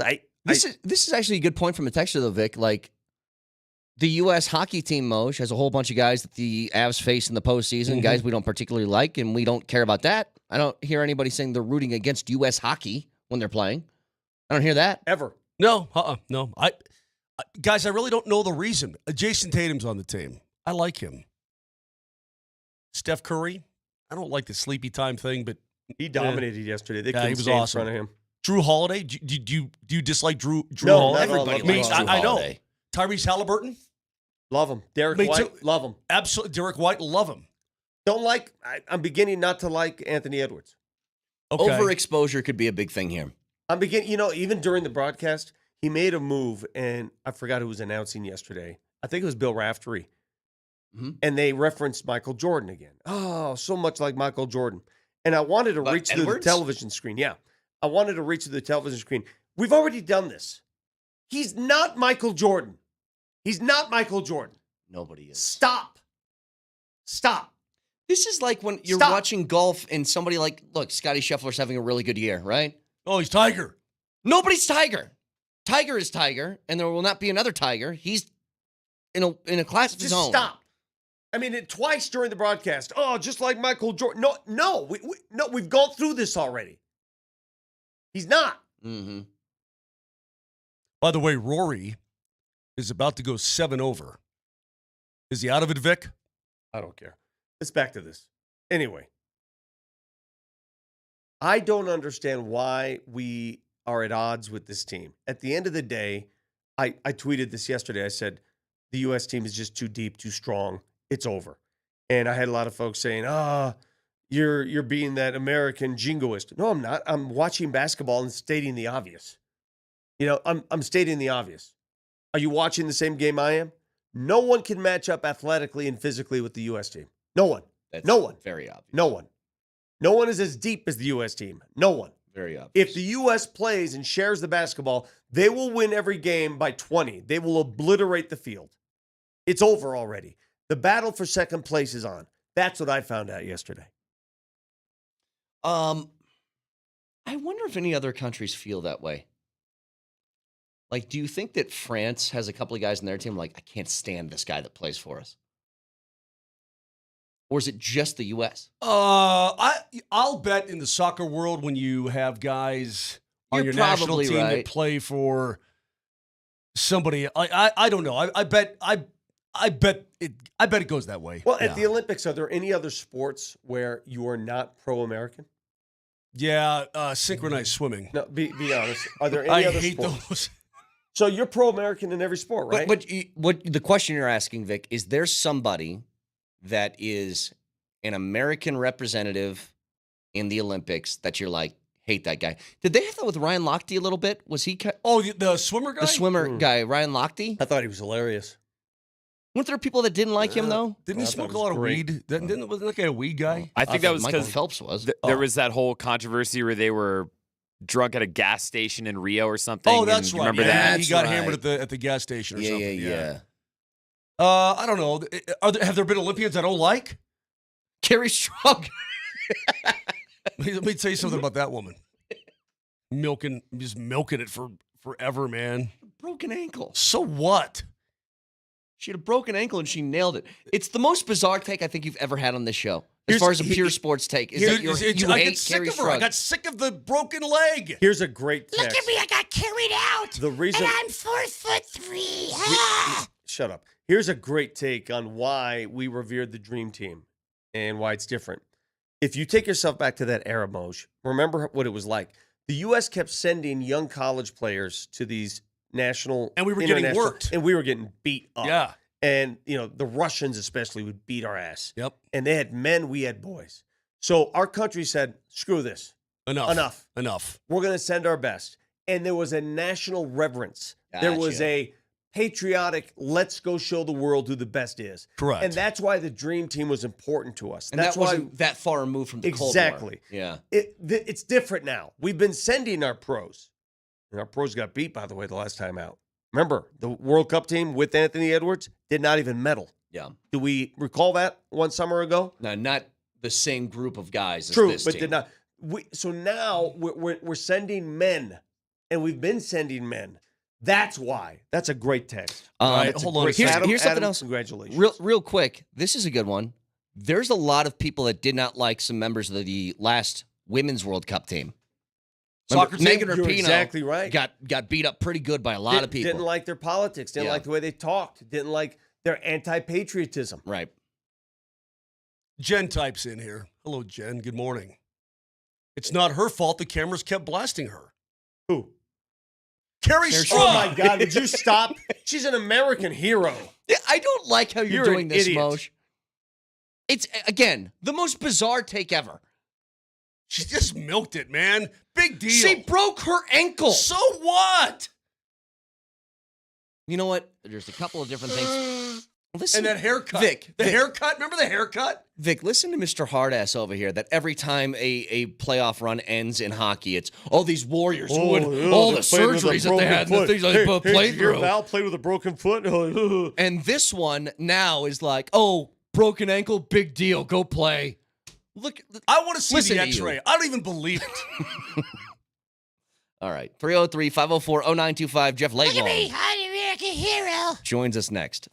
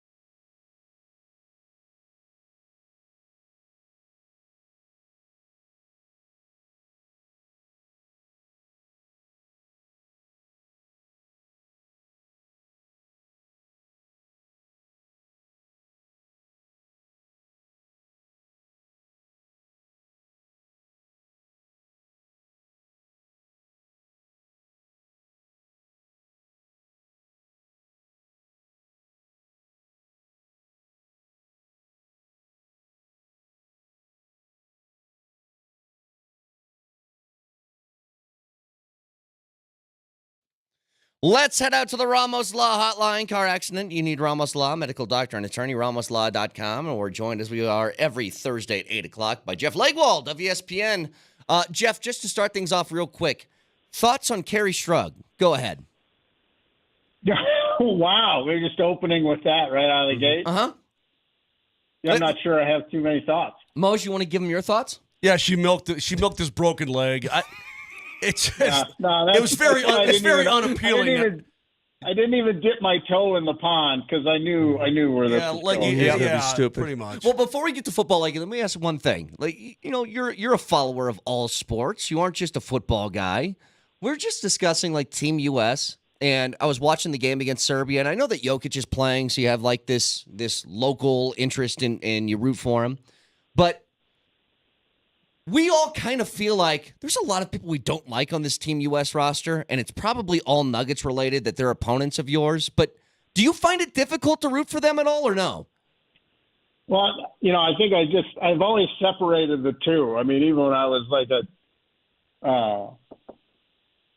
even younger, when you're just in total fan mode all the time, you could separate it. But, for a long time, it was just college kids, when I grew up watching the Olympics. So it was a little different. I mean, this team is loaded, so it'd be hard for me not to appreciate what they're doing.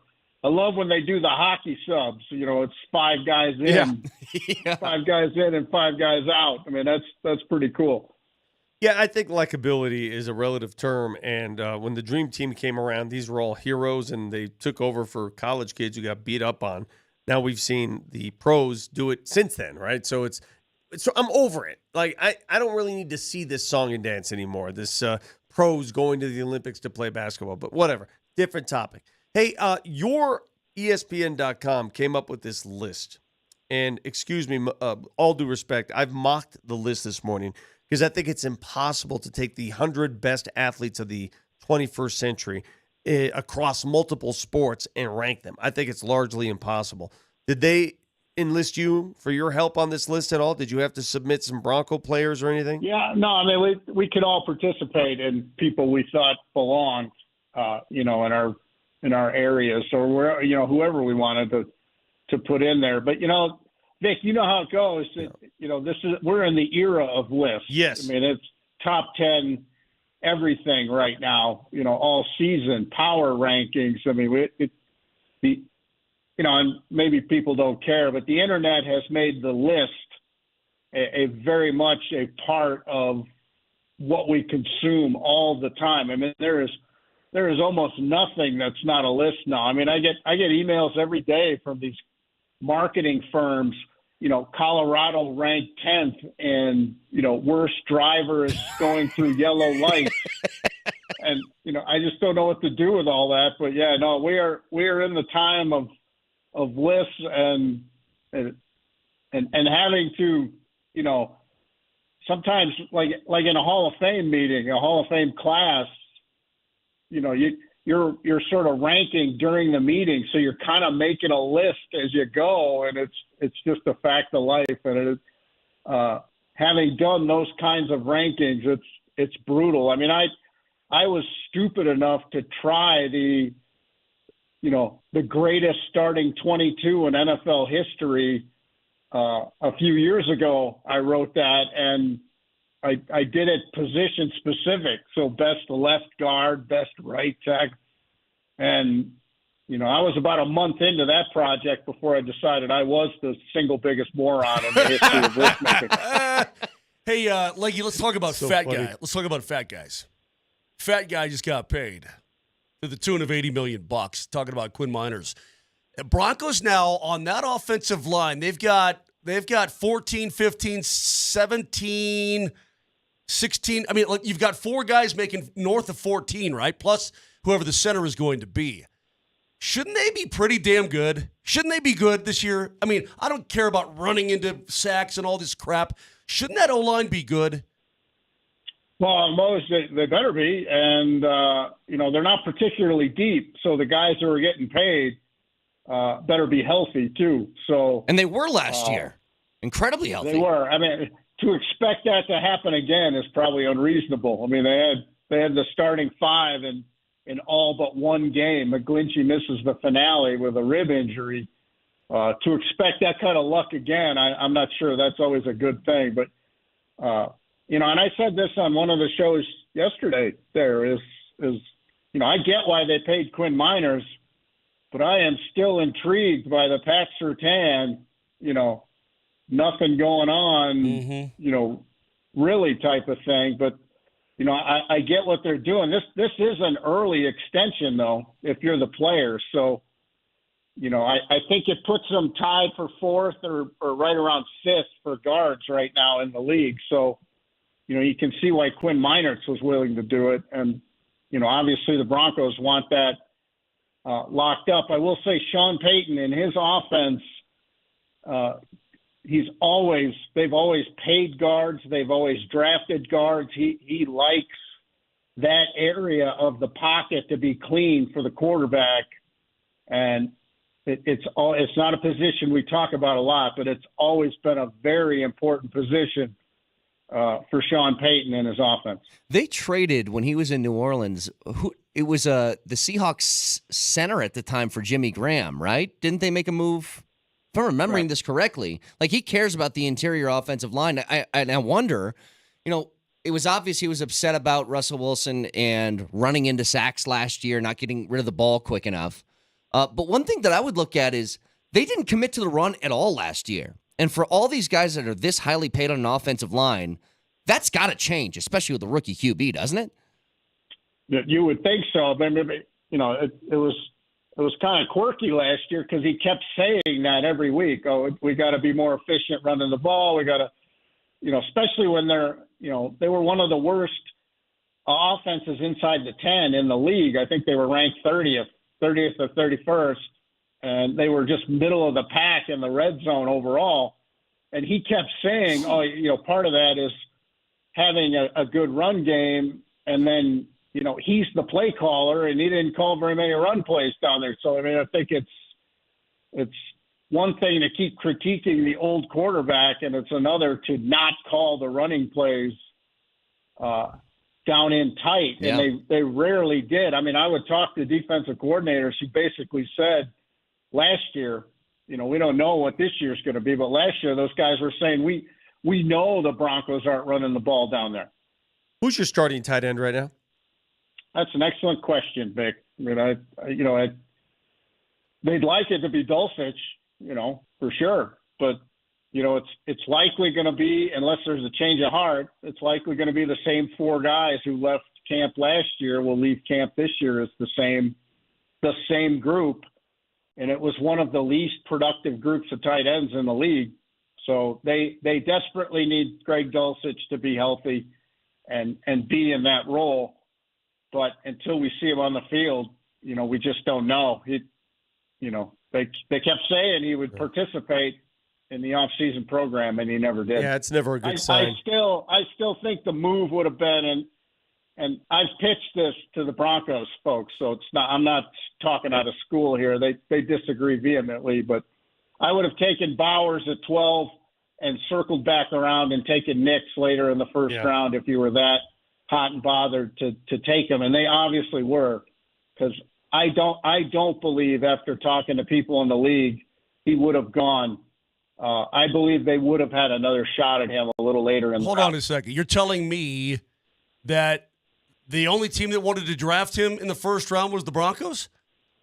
I can't say that, Moj. I'm just saying a little later in the first round. Okay, so they could have gone. I personally would have rolled the dice, but I've told the people with the Broncos I would have kept Russell Wilson another year too. But that's just, they don't much care what I think. That's very, very interesting. We'll see. We'll see. Obviously we'll be at camp here in 8 days. We'll be out there. Hey, last thing for me, Jeff, regarding this wide receiver situation with the 49ers. Every wideout wants the bank. Every wideout now, even a year early before his contract is done, wants to get paid $30 million a year. The Niners don't have that kind of money. So what's the story with Brandon Ayuk? What are they going to do? You think they'll keep him? Will they trade him? Should the Broncos even sniff a possibility? They need playmakers. They do need playmakers, but they would have to give up the few playmakers they have to get them, I think. they're in a tough spot right now. The Broncos are not a deep team, so they don't have a lot of firepower to make a lot of deals. They would probably have to surrender a better player than Ayuk to get him in a trade, just because that's the way it works. Do they have how many players do they have on the roster that are better players than him? Yeah, Surtain, yeah. I wouldn't give him up for much of anything, really, frankly. But Mose, this isn't new. I mean, I think it's funny. I was talking the other day about this with somebody. I can remember Jerry Rice saying he wanted to be more respected by his team. We're talking about Jerry Rice, probably the greatest receiver to grace the earth, and he went through the same stuff. So receiver has always been this kind of position because your productivity at that position is measured so heavily by how many times you touch the ball. I mean, Rod Smith is never going to get credit for going to Canton, or at least even being considered for Canton, because he's one of the best run blocking wide receivers I've ever seen. Right.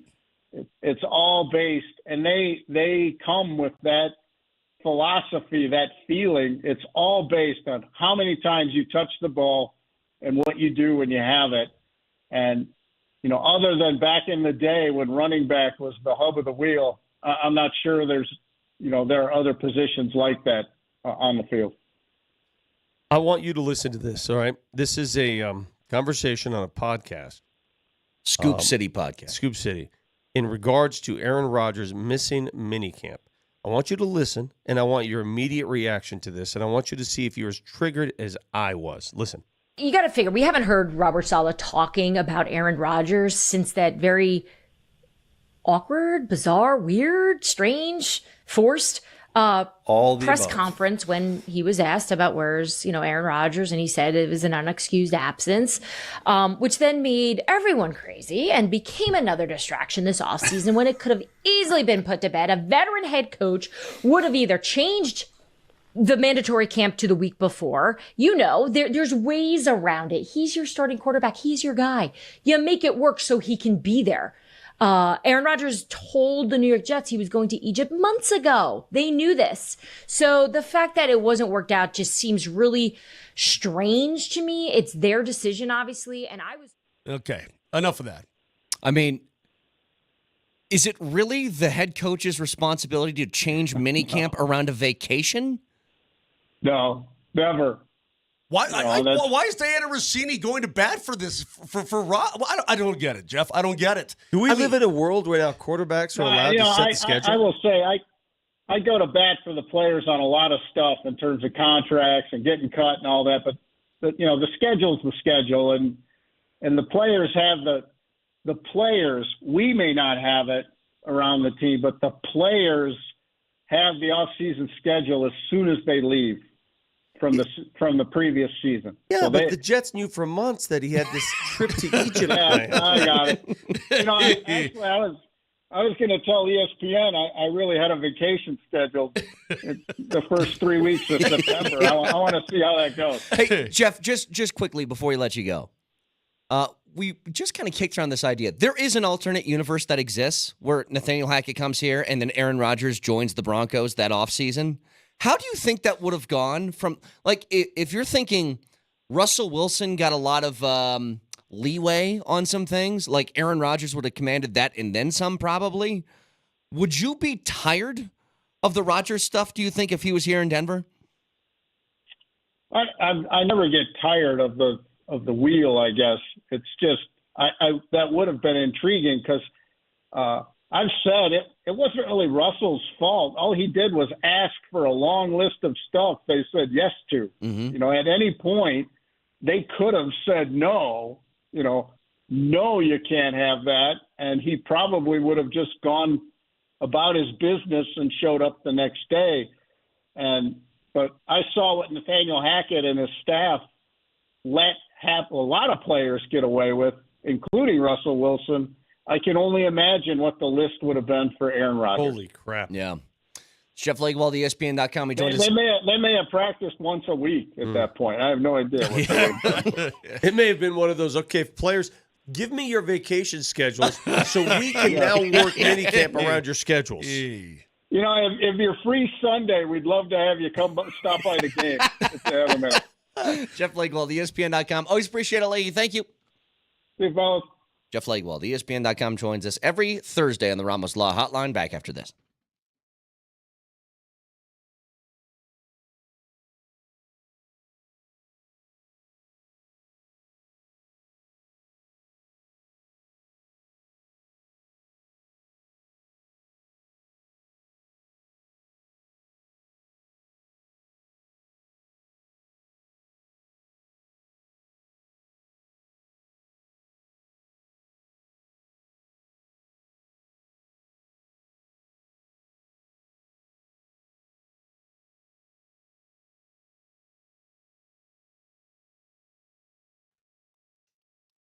Circus Sports and that Circus Sports Colorado app. We got the open on right now. You can jump on. Now, remember, these things start early in the morning, so get your bets in at night if you want to bet on some of these matchups. For example, you can go on there, take the matchups of the first round, take the matchups going into day 2, bet on who you think's going to win.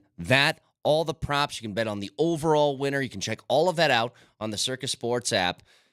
Tight money line splits, low holds, and excellent customer service. Check it out right now on that Circus Sports Colorado app. Download it or go to circusports.com.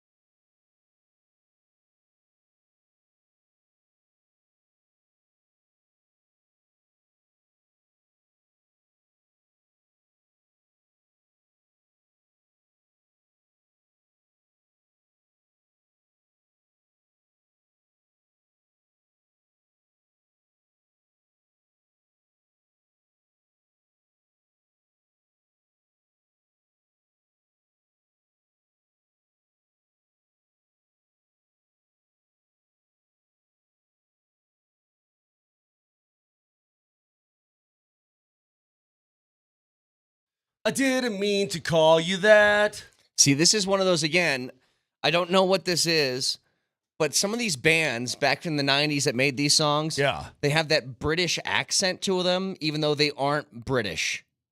Well, that's like Green Day and Yeah, that's not these guys. This is lit. that's true. This is probably also, and only very few people out there will get this. And Vic, you're just qualified. You don't even know. Yeah, Vic, This is shut up. probably the greatest music video in the history of music videos. I know I've seen it. It is pretty I good. didn't watch cartoons. Counterpoint, Britney Spears' Toxic. Okay. Pretty good. Yeah. Pretty good video. Is that the one where she wore the snake? Pretty good. That one is I'm a Slave for You. That one also a good video. Britney, she crushed Which it is back the in one where day. she dressed as a schoolgirl. Hit Me Baby One More Time. Yeah. And then Toxic is the one where she was the flight attendant. She was, the flight attendant is right. Don't make them like that anymore. You know? You know what? Settle down, pork chop. Settle down. You ever seen the video? Of course I've seen the video. How many times? Once. All right. Enough How of many this. TRL requests did you make for Britney videos back in the day? If they had, let me tell you something. Airlines, listen. If those are your flight attendants, I'm paying $1,000 for a trip, okay? And it could be like to Colorado Springs. I'm going to do the old Vic's brother thing. I got to hit X amount of miles. Brett, I'm here to tell you, welcome to 1974. I know, like that Mad Men where you call your secretary Toots sort of days, that sort kind of thing. Yeah. Anyway. Smoking cigarettes inside your office. Yes. Amongst others, yes. 303-504-0925. Sean Myers, Texas. I dare you. I know it's I dare disrespectful. you. I dare you to go home today, and your wife says, "Honey, I'm going to go to the grocery store." Okay, Toots. I know it's disrespectful, but Toots would be such a fun name to say, and now it's like it's too far now. Should we? But Brett, you have to do the voice. Good seeing you, Tuts. Like if there was somebody in the office here, let's say Anna was in here taking video, right? Okay. And Anna brought me a coffee, and I just said, "Thanks, Toots." It would be like I don't think it should be bad. I like that name. Right to jail, right away. What's the male version of Toots? I don't That's know. a great question. I don't What is know. the male version? Like if you had a female exec? Yeah, let's say it's reverse, right? It's Mad Men, but it's Mad Women. So like they're the ones who control the office. Dudes are the secretaries. They call them whatever pet names or whatever you want to call it. Okay. What's the male version of Toots? Hun? Sugar? Is it pal? Sugar. No, Sugar. Sugar. Thank you, Sweetheart. sugar. Thanks, Thank you, sugar. Sweetheart, yeah. I mean, you've been in a diner before, right? Anna just texted me, never call me Toots. You got a Toots? All right, Toots. America. This is America. Yeah, I've been called Stud. Sugar. Stud is stud I'll like the give you- Toots for I'll- men? I'll give you $100 if you call Katie Wingy's voicemail. Thanks for coming on yesterday, Toots. Yeah, thanks, Yeah, Toots. that's not going to fly, dude. But you have to leave the pause. Thanks for coming on yesterday. Toots. Toots. Anyway. See, look at all these names. Beefcake. That should be the male version. You say beefcake. Yeah, great. Hey, thanks, Beefcake. Sweet cakes. Vic, All right, Buster. Anything with cake at the end Hey, of it. I Buster. like that. Yeah, Vic, from now on, I'm beefcaking you when you least expect it. You know what, Vic? I want you to make a good point just so I can say, good point, Beefcake. Oh, goodness. All right. Hey, Leggy. Hey, but before that, just Yeah, yeah, quickly, yeah. because there's a big game this weekend for our Rapids. Oh, yeah. Dude, we got to beat Real Salt Lake. I hate those guys. Yeah, the Rocky Mountain Cup finale is on the line this weekend. You can join the Rapids as they take on Real Salt Lake July 20th, a couple days from now, Saturday at 7:30 for the Rocky Mountain Cup Showdown. It's presented by Dick's Sporting Goods Foundation Sports Matter. Tickets are on sale now at ColoradoRapids.com. But here's what we're going to do. We're going to give away a pair of tickets. Cool. Here's how we're going to do it. I want you guys to all jump on that Altitude Sports Radio app. Once you get on the Voice of the People, okay? Voice of the People brought Mamma to you mia, by Papa Pia. Yeah. Blah, blah, blah, blah, blah, blah.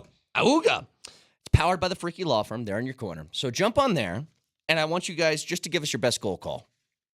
We want just a whole bunch of goal calls being flooded over towards Nelly. We'll play a few. The one that we decide is the best is going to be the winner of a pair of tickets. So really bring it. And I want you to go Spanish language broadcast Yes. World Cup.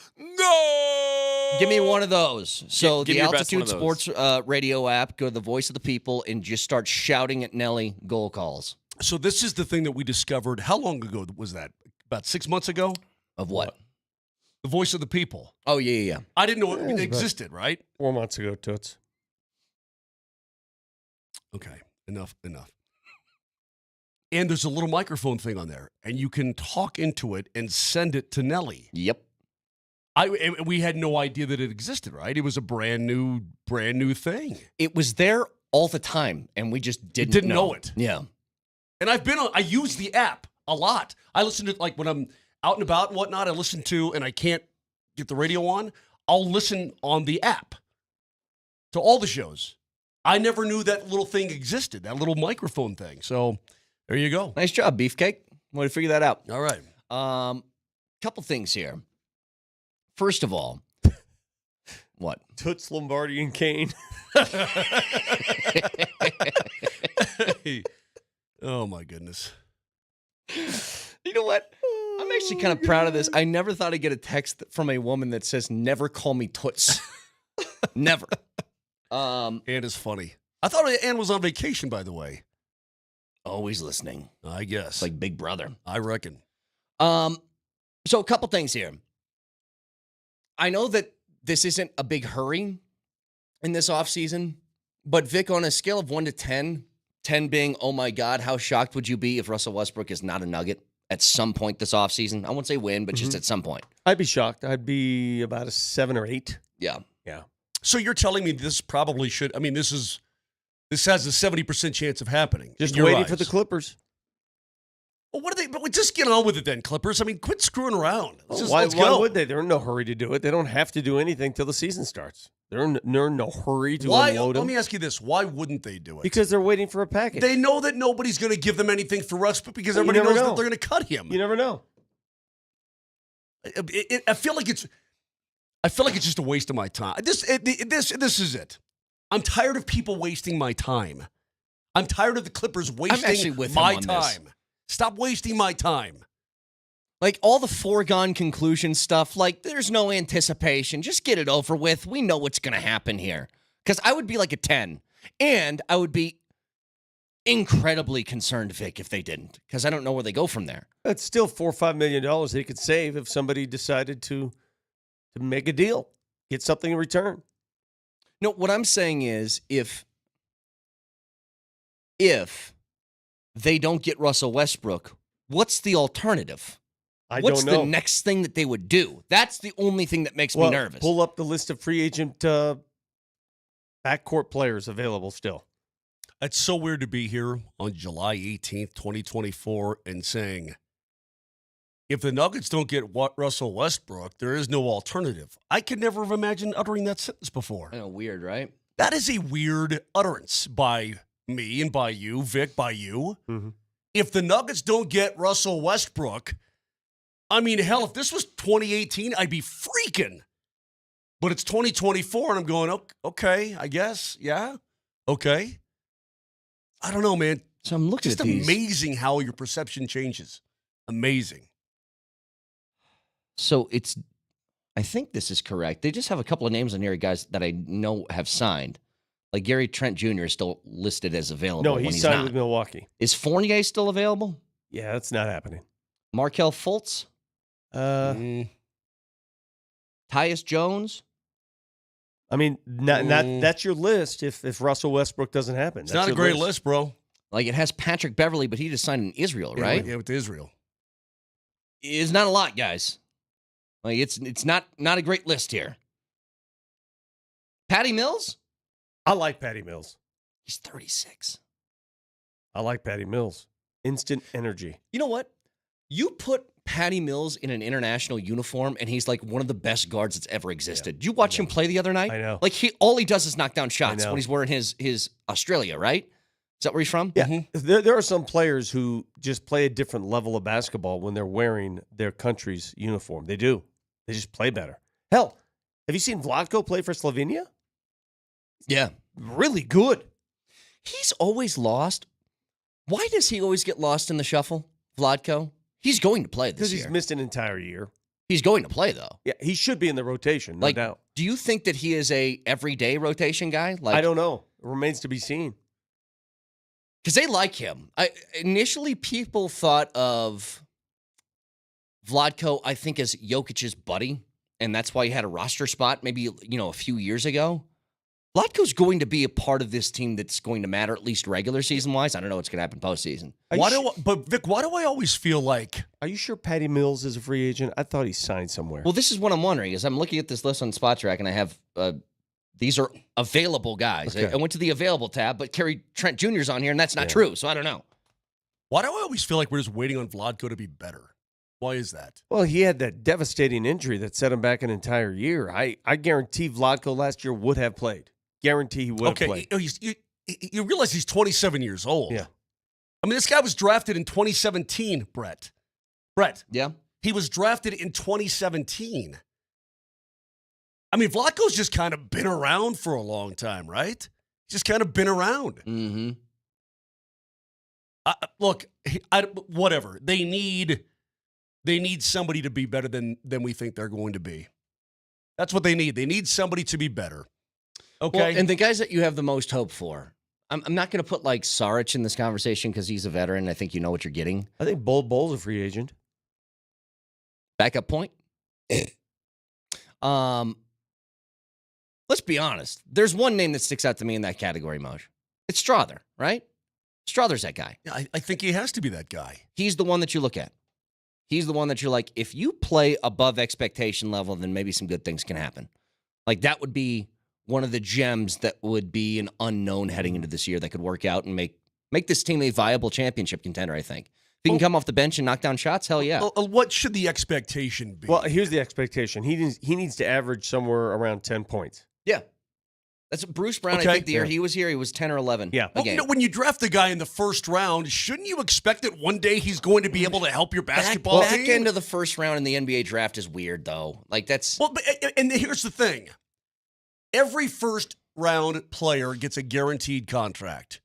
So if you're actually going to use the damn pick and pick somebody, I don't care where it is in the first round, back end of the first round, front end of the first round, whatever it may be, that guy needs to help you play. That guy needs to help you be a better basketball team. So I don't think it's unfair to expect Julian Strother in year 2 to actually up his game if he gets a little PT. You expect that guy to be able to play. It's a first round pick. Spencer Dinwiddie. Is he still Yeah, a free agent? we saw Spencer when the Lakers played the Nuggets in the first round, and they barely even played him. They barely put him on the court. And when he was on the court, he was very ineffective. That guy looks ridiculous. Jesus. We're looking at a cutaway shot of fans watching the British Open, wearing layer upon layers. That can't be That fun. dude was wearing a pup tent, bro. I mean, that guy literally was wearing a pup tent. You know, just going back to this, though, Vic, you're like, yeah, he was ineffective for the Lakers. Again, give me the options, though. Like, as far as options available, he's probably the best of them left, right? That's kind of where you're at. There are teams out there that have a lot of point guards that are going to they're going to go without a couple players. They're going to let go of some players. Look at Charlotte's list of point guards. They have a lot of point guards on their roster. Take a look at Charlotte's roster. Okay, so here is Charlotte's roster. You're looking just guards? Yeah, point guards. Go ahead. Trey Mann, Reggie Jackson, LaMelo Ball, Devontae Graham, LaMelo Ball. They have Seth Curry and Josh Green as two others. Those are two guards. Is it Micic on their team too? They have, then there's guys I mean, listed just guards. It's KJ Simpson, remember? Yeah, they're not keeping all those guys. Nick Smith Jr., Micic, and Amari Bailey. They're not keeping all those guys. That's the point. There are guards available that are currently on rosters that those teams are not keeping all those players. Yeah. They can't. Yeah. It still makes me nervous. If it's not Westbrook, which I'm almost positive that it is. Well, Vic, I hope you're right. I do. I hope you're correct. I hope that he wants to chase a championship. I think he can help this basketball team. I don't want to play the waiting game. Waiting game sucks. It's stupid. Can I ask you something else real quick as we were talking about Strother? You guys are asking me a lot of questions today. Is there any chance Ask questions. that Strother could be the starting two and Christian comes off the bench? We talked about that. That's not a out of this world idea, but wouldn't you want the offense on your second unit? You want offense on your second unit because that's where they struggled mightily last year. You want someone who can come in and instantly score on that second unit. They have enough scoring on the first unit. Scoring's not a problem. Yeah. They're fine there. They're fine. They need that offense on the second unit. Yeah, to make up some room. Yeah. But by the way, Tiger is 1 under through 3 so far as he hit the big putt. I'm surprised at myself. Yeah, Why? he hit like a 50-footer. I can't believe I'm even talking to you guys today. Oh, to what do we owe that honor? Well, I shouldn't be here. I should have just taken the day off, I'm guessing. You pretty much did. From the amount of time you discussed not being here, What have you probably contributed should've. to this show today? I asked a really good question to Leggy about Quinn Miners in the offensive line. I said, shouldn't they be really good? He said, well, yeah, they should be. I don't think Cool, Carl. I don't think you've given us much today. Nope. Vic, you've done a lot of staring at me. You've done a lot of that. You have done a lot of staring. Yeah. That's true, too. We have drunk takes today, too, right? Correct? Before the... Yes, because tomorrow's going to be another altitude summer scramble. By the way... Did you guys do yours yet? Yeah, we did it. The summer scramble that we did before, and everybody promoted it as what? ASS, right? And everybody had a lot of fun with the word. Can we not do the word play with that? Can we not do that? All right, Toots. Whatever you say, beefcake. Shouldn't be here. I shouldn't. 303-504-0925 back after this.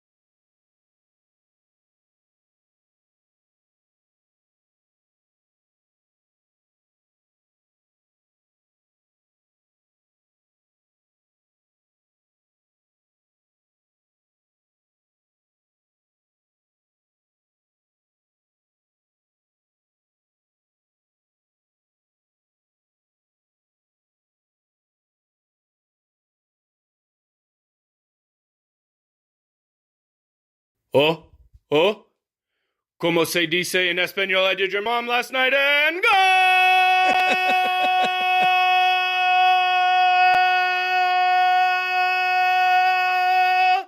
Go, go, go, go, go, go, go, go, go! Vamos, raperos! I like that one. That guy sounds like a human air raid siren. That was a good goal call, though. I mean, he held the note pretty well. Maybe he's a Really well. professional singer. Como se dice en español, I did your mom last night. Oh, my God. Good Lord. Foul mouth. Hey, real quick. So more of those, please, on the Voice of the People. Speaking if you want a of pair soccer. of tickets to the Rapids game. We're giving away tickets to go see the Rapids in Real Salt Lake this weekend. Hey, Vic, did you see what happened with the Philadelphia Union last night? I did not. A 14-year-old made his professional debut, the youngest player in MLS history. 14 years old. That's genetics. Did you see the 16 that turned 17-year-old that Team Spain trotted out there and dominated? He was killer. But listen, he's 14. He's 5, he's like 5'7", 150. Okay? He's a little guy. I need somebody to help me with soccer. All you soccer heads out there, can you help me, please? Born and raised in Philadelphia. Okay? So and he's a homegrown guy with the Philadelphia Union. Okay, Vic? He signed a homegrown contract with the Philadelphia Union until 2028, making him the 5th youngest player to sign a team contract in MLS history. He and his family have confirmed to ESPN that the contract has a clause that calls for a transfer. You ready for this, Vic? To Manchester City when he's 18. Okay. So he's already promised to the EPL. Well, I mean, the MLS does feed a lot of those European teams. That's part of the deal here. So he's going to Man City as soon as he turns 18. It's one, you acquire talent here, you loan talent to Europe. Sometimes you get that talent back, sometimes you don't. That's what soccer does. You help me with this. And this has got to be one of the things, like the Italian baseball team, Brett, and they've got guys named Mike Smith on there and that kind of thing, right? Like, how are you eligible to play for Team Italy? Sullivan is eligible to represent the United States in the international play and Germany. Now, we don't have very many good homegrown soccer studs, right? This kid appears to be. How come Germany can just come and swoop him away? How is that possible? Yeah, not fair. You're born and raised in Philadelphia, of all places. Your name is Sullivan, yet you can represent Germany? Like, what are the stands? I mean, they can just, like, how do you do that? I don't get it. Well, Vic, help me. You're a soccer guy. I have 2 different questions on this, too. Number one, he does not look 14. Vic, look at this kid. If I showed you this kid, would you guess he was 14? No, it's genetics. I told you, genetics just doesn't make sense anymore. Here's the other thing, and you guys tell me, you guys got kids who are Although there was a guy teenagers, playing in the adults. All-Star game the other night that looked like he was 12. Would you guys be uncomfortable with your kid being a professional player in a sport at 14 years old? Because I think I would be. No, not if he was good enough. If you're good enough, you're good enough. I'm just saying that's a lot of adult stuff that you're dealing with at 14. You know what I'm saying? Like contracts and things like that. That's adult things. You ever thought if Bronny makes the Lakers and the boys go out to the club one night, what does Bronny go with LeBron? I mean, what happens there? I don't know. I still like the idea of if him and LeBron are on the floor at the same time, does he just say, "Dad, look out for the pick"? Does he say dad or does he say LeBron? He'd probably say dad, Who wouldn't knows? you? I don't know. I just Yeah, don't but that's know. crazy. 14-year-old?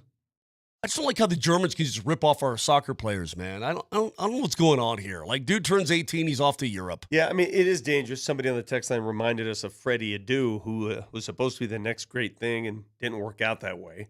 Yeah. You always get young players that are so promising and look out, he's the next great one, that don't become the next great one. So obviously, in soccer, you can play at a younger age. You could never play pro football at the age of 14. You're not developed enough. Yeah, right. You couldn't play any other pro sport except for soccer because you're just running around and whatnot. But what's the appropriate age to be a pro at anything. I mean, 25. you have singers who are 14 years old. Do you and they're- remember, That's true. Do you remember when Jennifer Capriati stormed the tennis Yeah, scene? she was 15 though, wasn't she? I think she was 15. She was young. Wait, we just had one. Was Sloane Stevens like 16 years old a few years back when she first broke in? But tennis? Yeah, tennis player.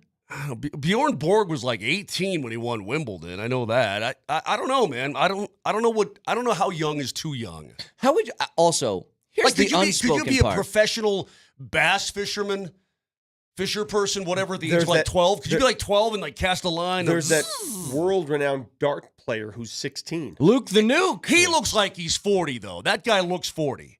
You wouldn't card that guy at a bar. Not at all. No. You would think that guy has a mortgage and 2 kids. Can I tell you something else? And he's 16. Here's the unspoken thing about young guys like a 14-year-old playing in a professional game. How do you feel if you're 26 and you can't see the pitch? That'd be like an ego burst, wouldn't it? But it's sort of happening in the NBA where guys get drafted later because they're too old. Remember, Dalton Connect. But Vic, those are adults. Those are adults, not a 14-year-old kid. I'm saying, like, if you're trying your best, you're training every day, and coach looks at the bench, you're like, this is my time. He goes, 14-year-old, get in there. You're like, I'm not better than the kid who's 14. Yeah. Am I really not better than that? You're really not. Hey, dude, I golfed the other day. I played golf. Different, though. It's different. Yeah, but I played with 2 13-year-olds. Well, you can't get anybody to golf with you.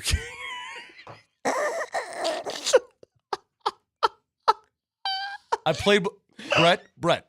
I played with Eloy. I played with Eloy and his son and his son's friend. I couldn't get on anywhere, so I went with the youth league. Do you want to hear the story or not? We played from the Reds. They played one up. They played from the Whites, right? One of them shot like a 77, one shot 78. They both beat me. So how do you think I feel? They would have beaten you too, Vic. Don't laugh. They would have beaten you too. 2 13-year-olds. I'm dialed right now, bro. I don't even know what that means. Before we get to break, I need to discuss something. We have 3 TVs in here. So one of them is on The Open, another is on ESPN, and another one is on our friends at Fox 31. Tiger just had to get out of a bunker backwards because there was no play forwards. I was watching Fox 31, and they're promoting an event that's coming up called the Lavender Festival. Let me tell you something. What? If you guys ever hear me say, hey, this weekend, I'm going to head out to the Lavender Festival and have a good time, just put me in the dirt, okay? What is it? I'm done. What done. is it? They have a festival of lavender. What does that mean? I saw people holding plants, lavender plants. And like I said, Vic, if you ever hear me say the words, I'm heading out to the Lavender Festival, no disrespect, guys. But if I ever say I'm heading to the Lavender Festival, put me in the ground. I'm done. What is it? It's pretty self-explanatory. It's a lavender festival. What is lavender? It's a plant that smells good. I mean, what's lavender? I don't know what it is. Yes, you do. I swear to Your God. your wife probably has a lavender bubble bath or something at home. You've smelled it 1,000 times. This is in your lavender. life. Purple plant. And yeah, they, like bars of soap So are what- lavender scented. What's the party about? People just bring in their plants. All right, I got a really And do what? I got a real question here. What do you do with it? Lavender Festival. You say, Lavender Festival or Renaissance Festival? that's good. Which one? I've been to the Renaissance Festival. Down in way down there. Larkspur. Yeah. Is that the one where people are jousting and stuff? Yeah. Yeah, So give me that's that. pretty cool. You get a giant turkey leg? What are you rolling your eyes for? No, the funniest thing though, you know where my parents live, right? North Denver. Yeah. Rocky Mountain Park is home to that those people do that, they dress up and they do like jousting, fake Dungeons and sword play. Dragons? They LARPing. yeah, it is so funny, dude.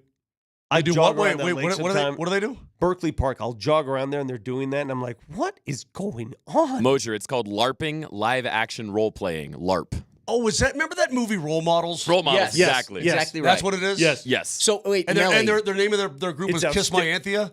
Yes. Outstanding. Nelly, try and find. There was a video. So it's a skit. It's fake, but it's still hilarious. Of this guy, he came across a murder in a park when they were LARPing, and he tried to bring the person back to life. Now it's sold as if it's a real news story. It looks actually legit, but it's not. It's fake. But you'll die Hold on a hearing second. what he's going to say. Somebody says, Vic, you can ruin segment. You know what lavender is, you jackass. I swear to God on my children, I don't know what it is. I thought it was a color. Have you heard? Well, it is. I didn't know it was an actual plant. So don't doubt my dumbness. You don't have essential oils, lavender scented? Don't, like, Big Daddy, don't. Big Daddy. The depth, that's the guy's name. The depth of my lack of knowledge on normal, whatever that, I don't know this stuff. I grew up in a different household. We didn't play with lavender growing up. We played dog hoops. I mean, seriously, I didn't grow up, we didn't sit around and go, let's go do lavender. I don't think you do lavender. So I'm sure I some don't people know what probably it is. do. I'm not sure that's the proper terminology, man. What insect loves lavender, Moshe? My dead bees. All my dead bees. They loved it. By the way, my buddy's bees, if you have his honey, I got stung right in the back, by the way, like you did. Did you? Yeah, last week. There's so much lavender in downtown Denver, Brett. There's so much lavender around Denver that if it's by your bees, this honey you'll taste lavender in the honey. It's pretty amazing. Sounds amazing. We were in the middle of our tournament where my friend John said he found a body in the bushes over there. I ran over there because I'm a healing monk to try and help, but obviously my magic wasn't strong enough because the dude's body was missing a head. So my friend decided to try and use a necromancer spell, which didn't work, which I knew it wouldn't. And apparently we contaminated the crime scene because that spell uses a lot of glitter. Oh, God. Wish it was real. All right. 303-504-0925. Drunk Takes coming up in 40 minutes. Stick around.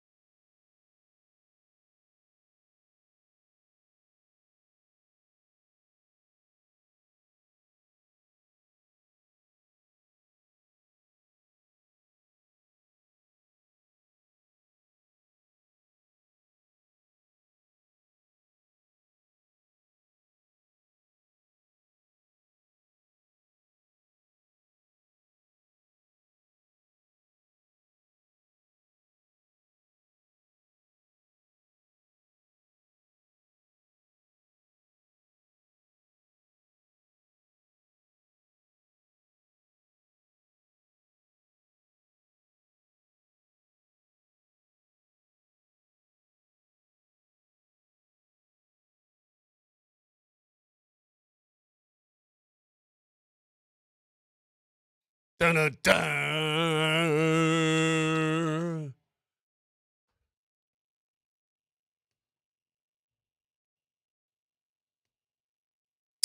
I know, and Nelly, do we have this ready, this clip from First Take that I sent you? Because,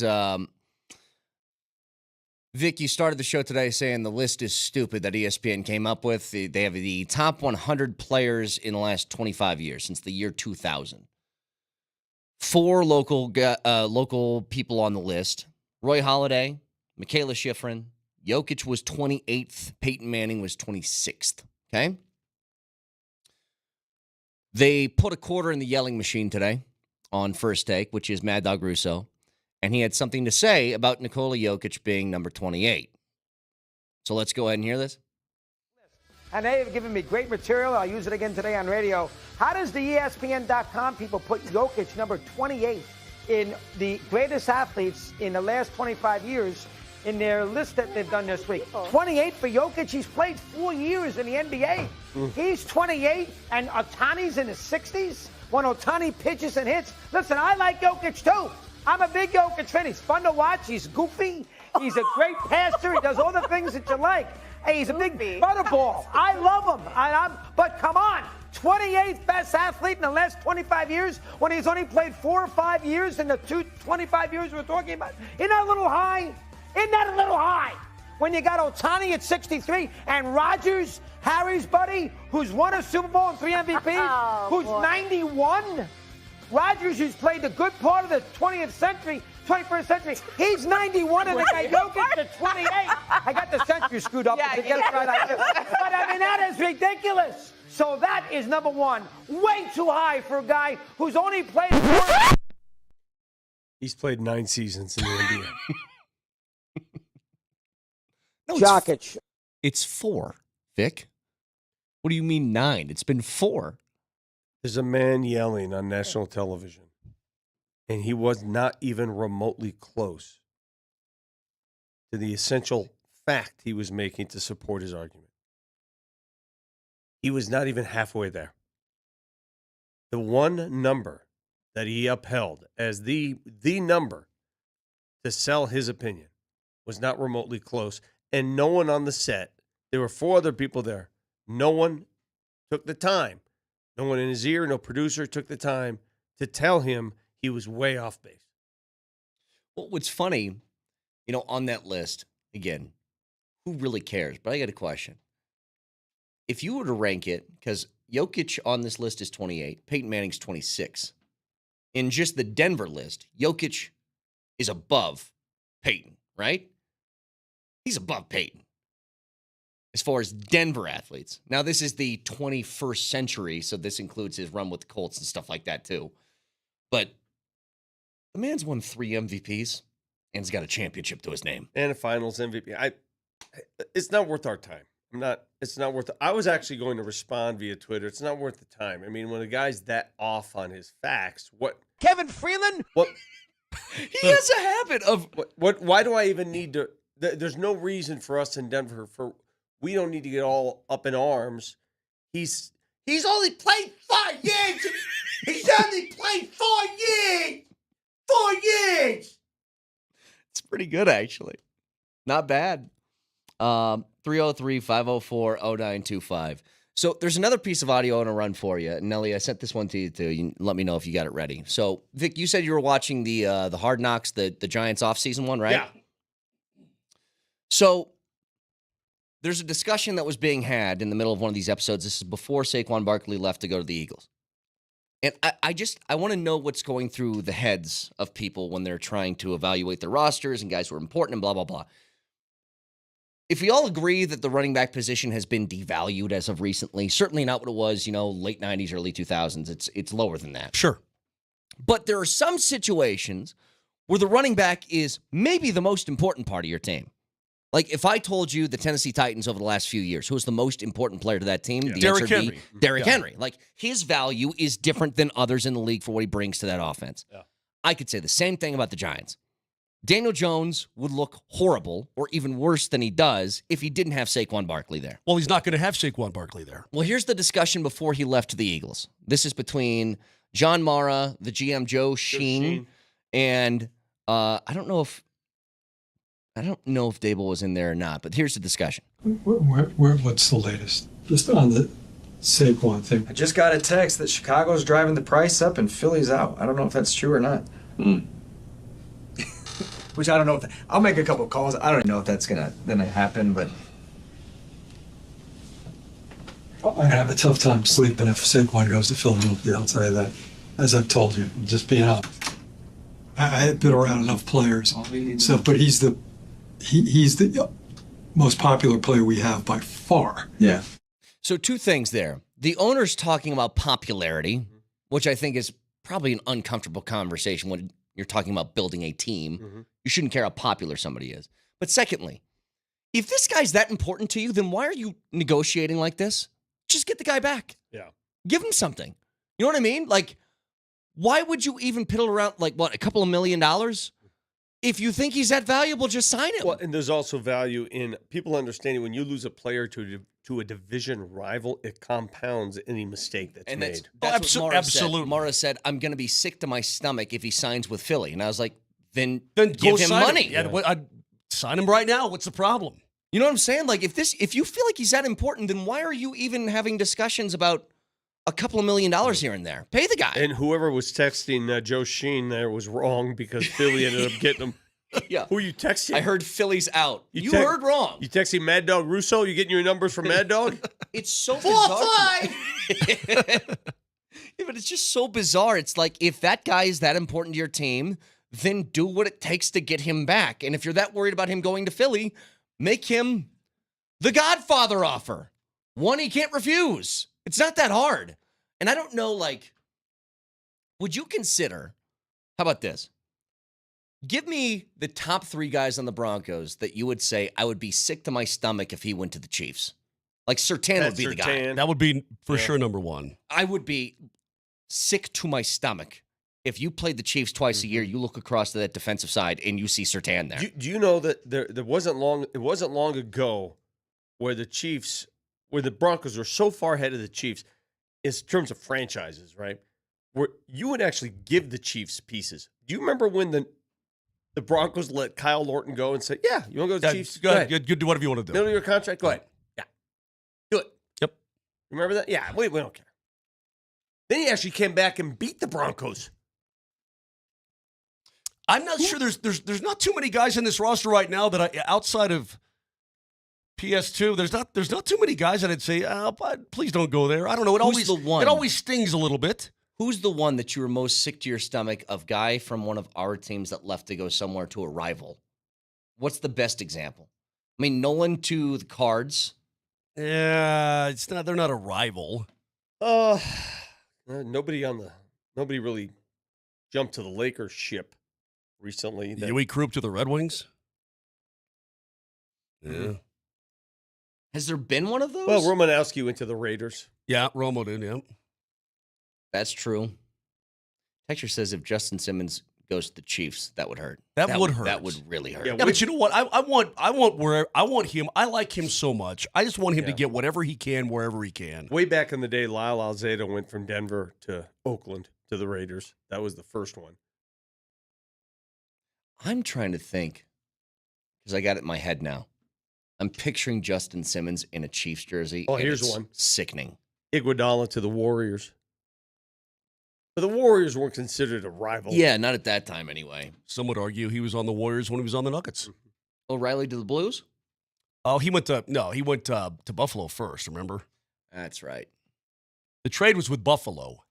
And then So the icky thing wasn't so much him signing with the Warriors, it's the way that everything went down, right? Yeah. It was the exit that threw people for a loop. I mean, look, if God forbid, let's say, Landeskog left and went to the Wild, I couldn't handle it. I want your honest reaction. If tomorrow morning there was breaking news that LeBron James coaxed Nikola Jokic to the Lakers, he's dead to me. How would you? He's dead. That? He's dead to me. That would be like the worst day ever. It would never happen, obviously. This is just a... Are you asking what I hate Jokic? I mean, how would you handle that? What do you mean, how would I handle it? Throw a fit? I'd be unhappy, and I'd call him a traitor, and I'd say he's dead to me. I would actually, It's you know pretty what, Vic? simple. I would turn into Mosier if that happened. I like Jokic would be top of my hate list, I think. And I would make fun of him if he played poorly. 100%. And I'd make fun of him if he didn't win a championship. Like, that would happen immediately. Like Nate McKinnon to the Golden Knights. Oh my God. Oh! Can you even imagine in your wildest fears? Just the thought of those guys in those uniforms is like, it's vomit-inducing. Somebody mentioned Stasny to the Blues. They paid him.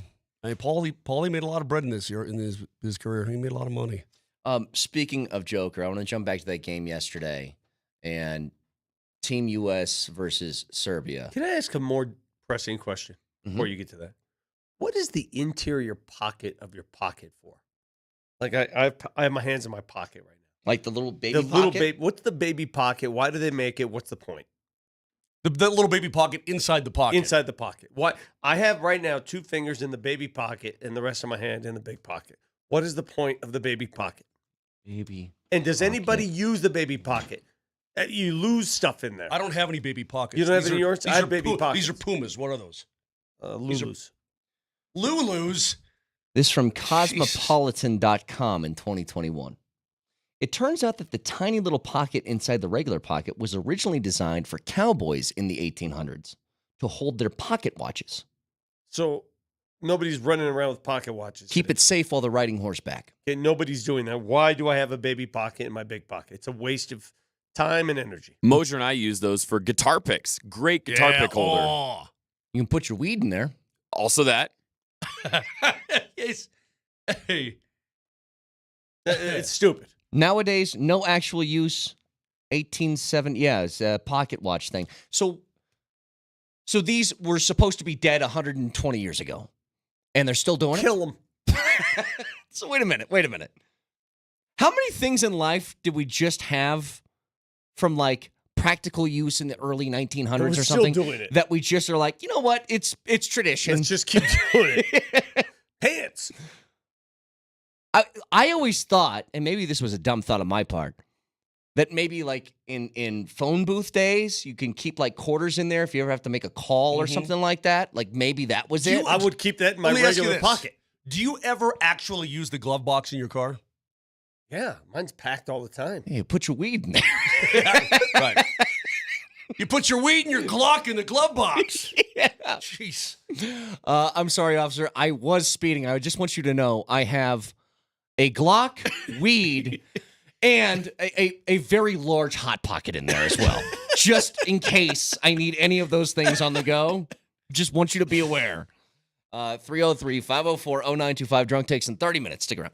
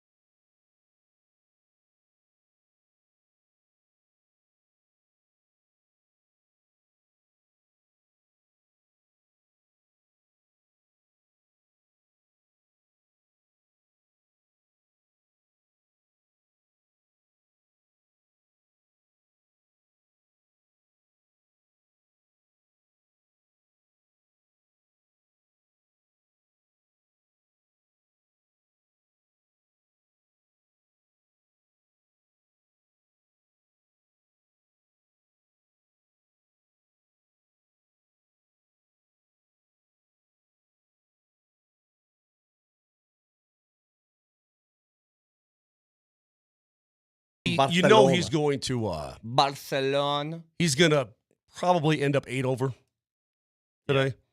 But it's always nice to start. What's the point Sorry. of you saying that? Like, the guy holes out from the fairway for an eagle on the first hole, and you're like, oh, yeah, well, he's probably going to shoot 10 over. What's the matter with you? I hope. You got an attitude problem Wait, today. did you actually see it, or did Drennan tell you? No, I saw it. witnessed okay. it live. So Drennan didn't have anything to do with it. No, he didn't have a hole-in-one on a par 4. By the way, that court, is that Troon? Are they in Troon? Yeah, Royal Yes. Troon. Yeah, they got that airport strip right next to the course. What is that? It's right behind a grandstand. There's a giant plane taking That course off. looks like trash. I'm sorry. It's 170 years old, We'll bro. fix it.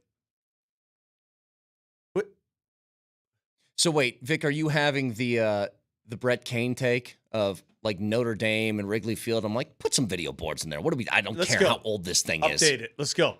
Update this I want a course. better experience here.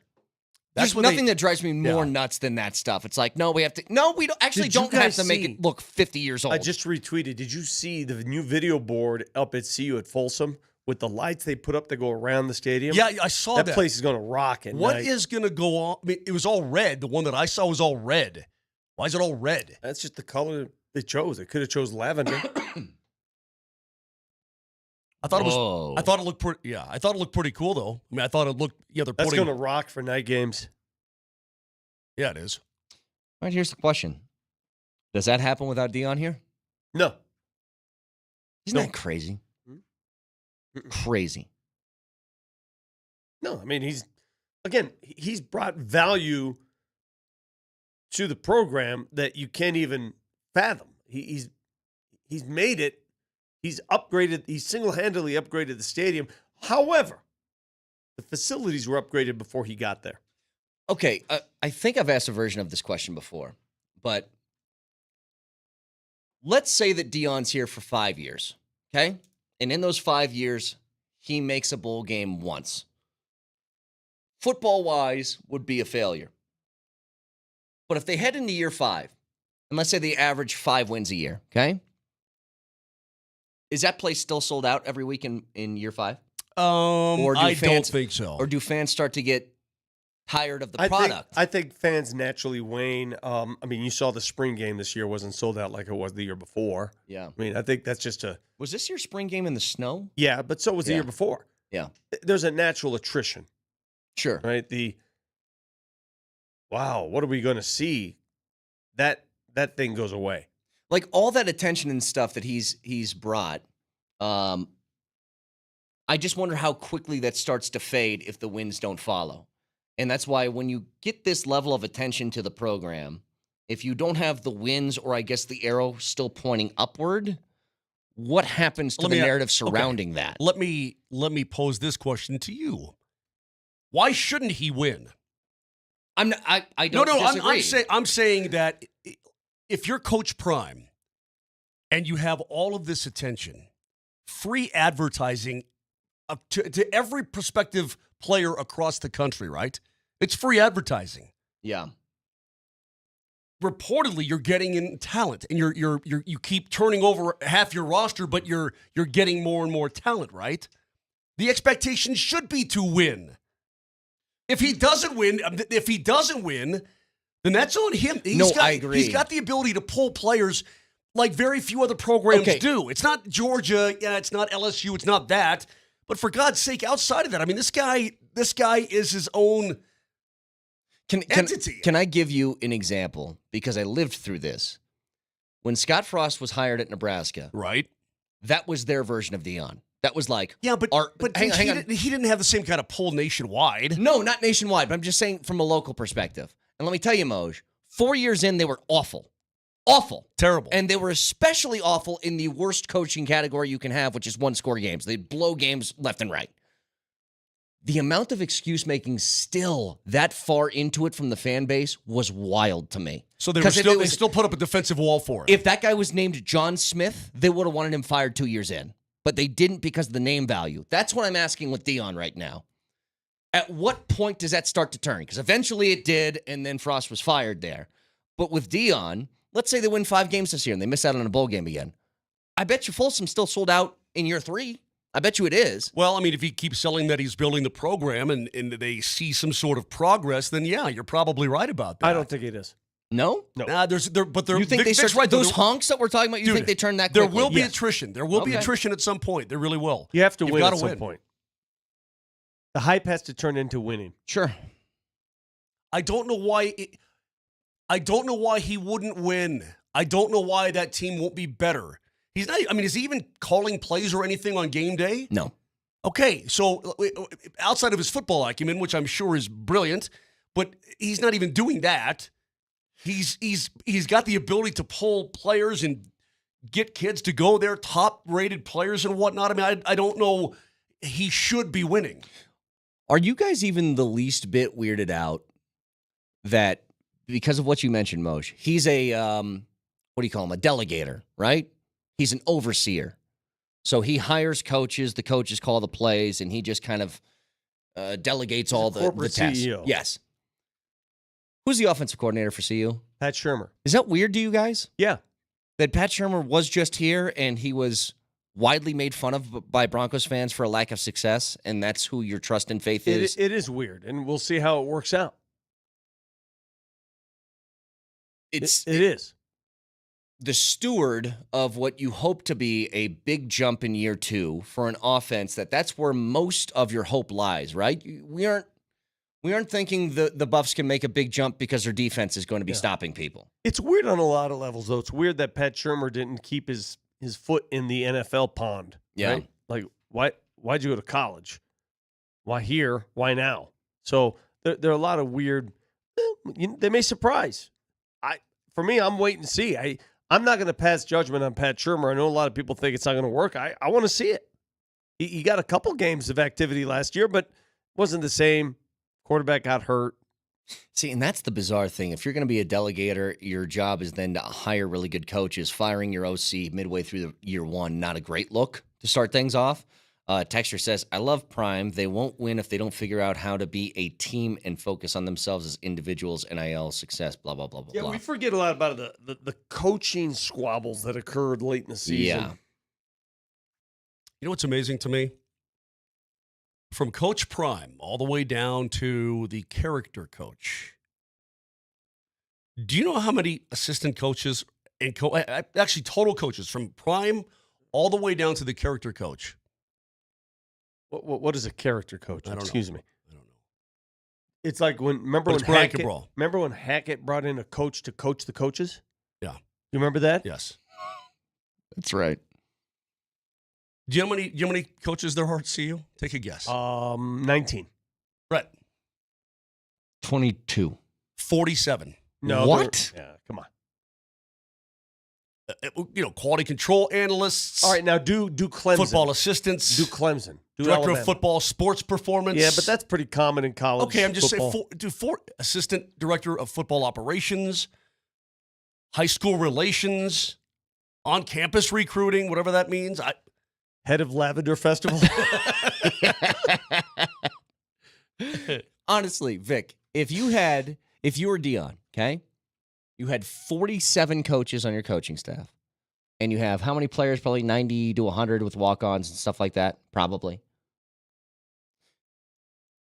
What are the odds you know everybody's name? Not good.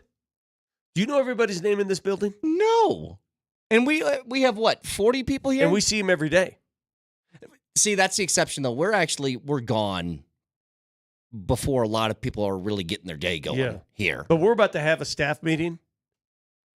How many of the people in that meeting will you know? Vic. He's here, actually. He's probably going to hear this. I didn't know who our HR person was. And I saw this guy standing outside the doors, and we have the key cards to get in. Uh-huh. And I was told multiple times, do not let anybody in who doesn't have a key card. Never saw this man in my life. I said, hang on, let me get somebody to make sure it's all right to let you. Who are you looking for? He goes, I'm the HR guy. I work here. I go, I'm Brett. Good to meet you. Why don't you follow me, sir? That was a weird experience. To answer your question, Vic, Clemson, all the way from Coach Swinney to the coordinator of football programming and sophomore transition, Kendall Mercer. Yeah. They've got 52. Yeah. They also have a load of those analysts that aren't accounted for. Correct. Just quickly here. Again, so we're going to have drunk takes today because we'll have another altitude summer scramble tomorrow, which you can hear all day, 6 to 6. I heard Sanford on Dempsey and Company discussing this idea. Ryan McMahon's very good.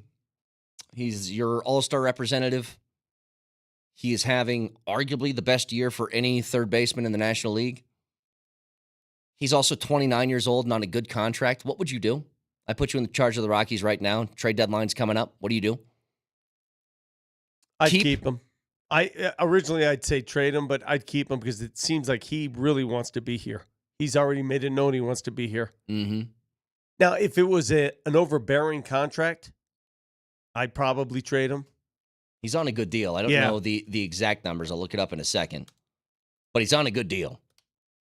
So he signed a 6-year, $70 million contract, and that ends in 3 years. So he's got another 3 years on a $12 million a year deal. Yeah, I keep him. Yeah. But that's also the argument for why you trade him is somebody will look for an affordable contract, maybe give you a little bit more for it, that sort of thing. They're in a tough spot, right? Mm-hmm. I mean, you got to get value, you have to trade value. Here's the difficulty. But would you think in the next 5 years, if you want to try to win, he should be part of that equation? Can I put it like this, Moj? It's a hockey team with an amazing goalie and no other talent on the roster. Okay. And you're like, I could ship this guy out and get some stuff for him. Or I could try and trust this process and hope that we get enough people, because that's what the Rockies are facing. I don't think anybody would argue this. The Rockies' position group, their lineup, is actually set up really good for the next few years. It looks that way. They're going to be a good bunch of players, and they're going to be young on cheap contracts. But the pitching staff is awful, like top to bottom. And maybe that changes when guys like Senza and Freeland and Marquez are all pitching consistently in the rotation. But we've seen the bullpen. I mean, by late May, they set a record for most 5+ ninth inning or later games in MLB history. How do you handle that? So that's the trouble of how close are you? Well, look at the starting lineup. I would tell you, a couple years, probably going to be pretty good. But you have nothing pitching-wise. Yeah. Nothing. So then you look at McMahon, you're like, okay, in the time that his contract has left, do I feel like I can put together a pitching staff good enough to really take over? Who knows? Why are people going to Coors Field to watch baseball? For the scenery. Are they going to see Ryan McMahon play third?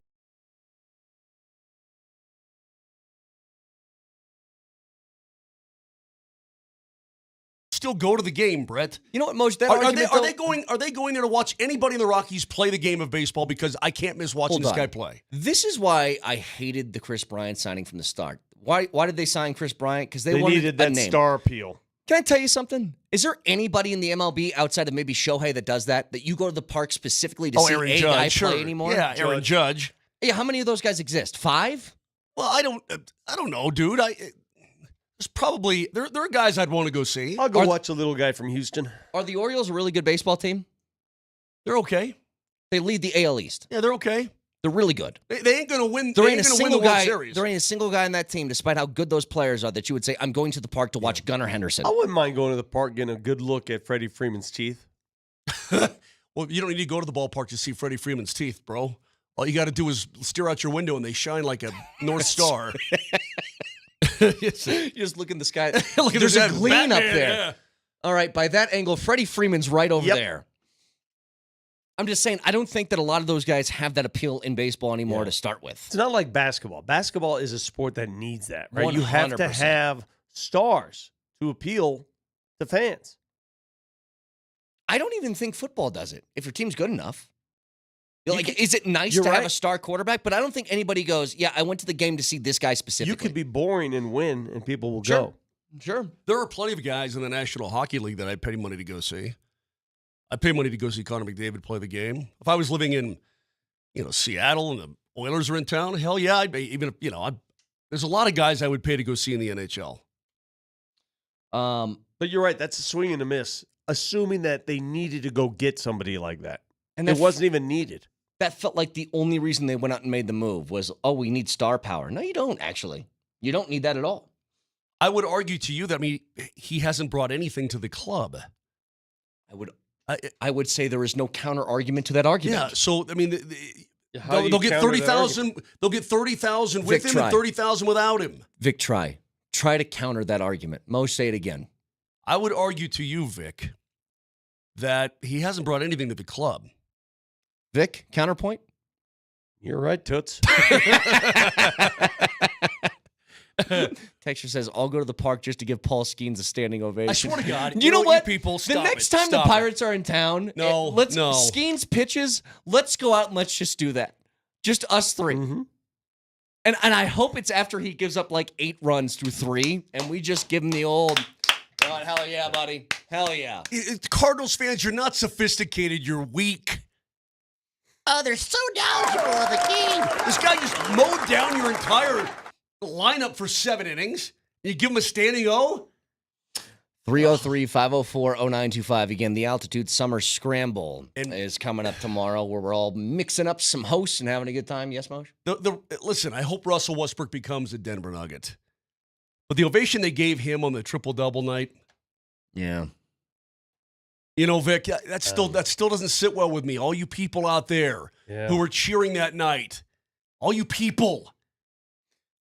He punked you in your own barn, and you're like, yay! No, yay. I guess this is yay. This There's is a time for yay. That was not the time. This is the opposite of a standing ovation. But do you guys? I took so much joy. Do you guys remember this game against Boston? Jamal Murray had, I think, 48. Yeah. Oh yeah. And he tried to get that 50 piece, Uh-huh. and Kyrie Irving took the ball and chucked it 50 rows. That up was in the hilarious. stands. Wasn't that great? It's the opposite of a standing ovation, but still, it made me feel just as It good was about hilarious. it. 303-504-0925. We'll give away a pair of Rapids tickets. All you guys sending in your goal calls. We'll play a few of those coming up in Drunk Takes next.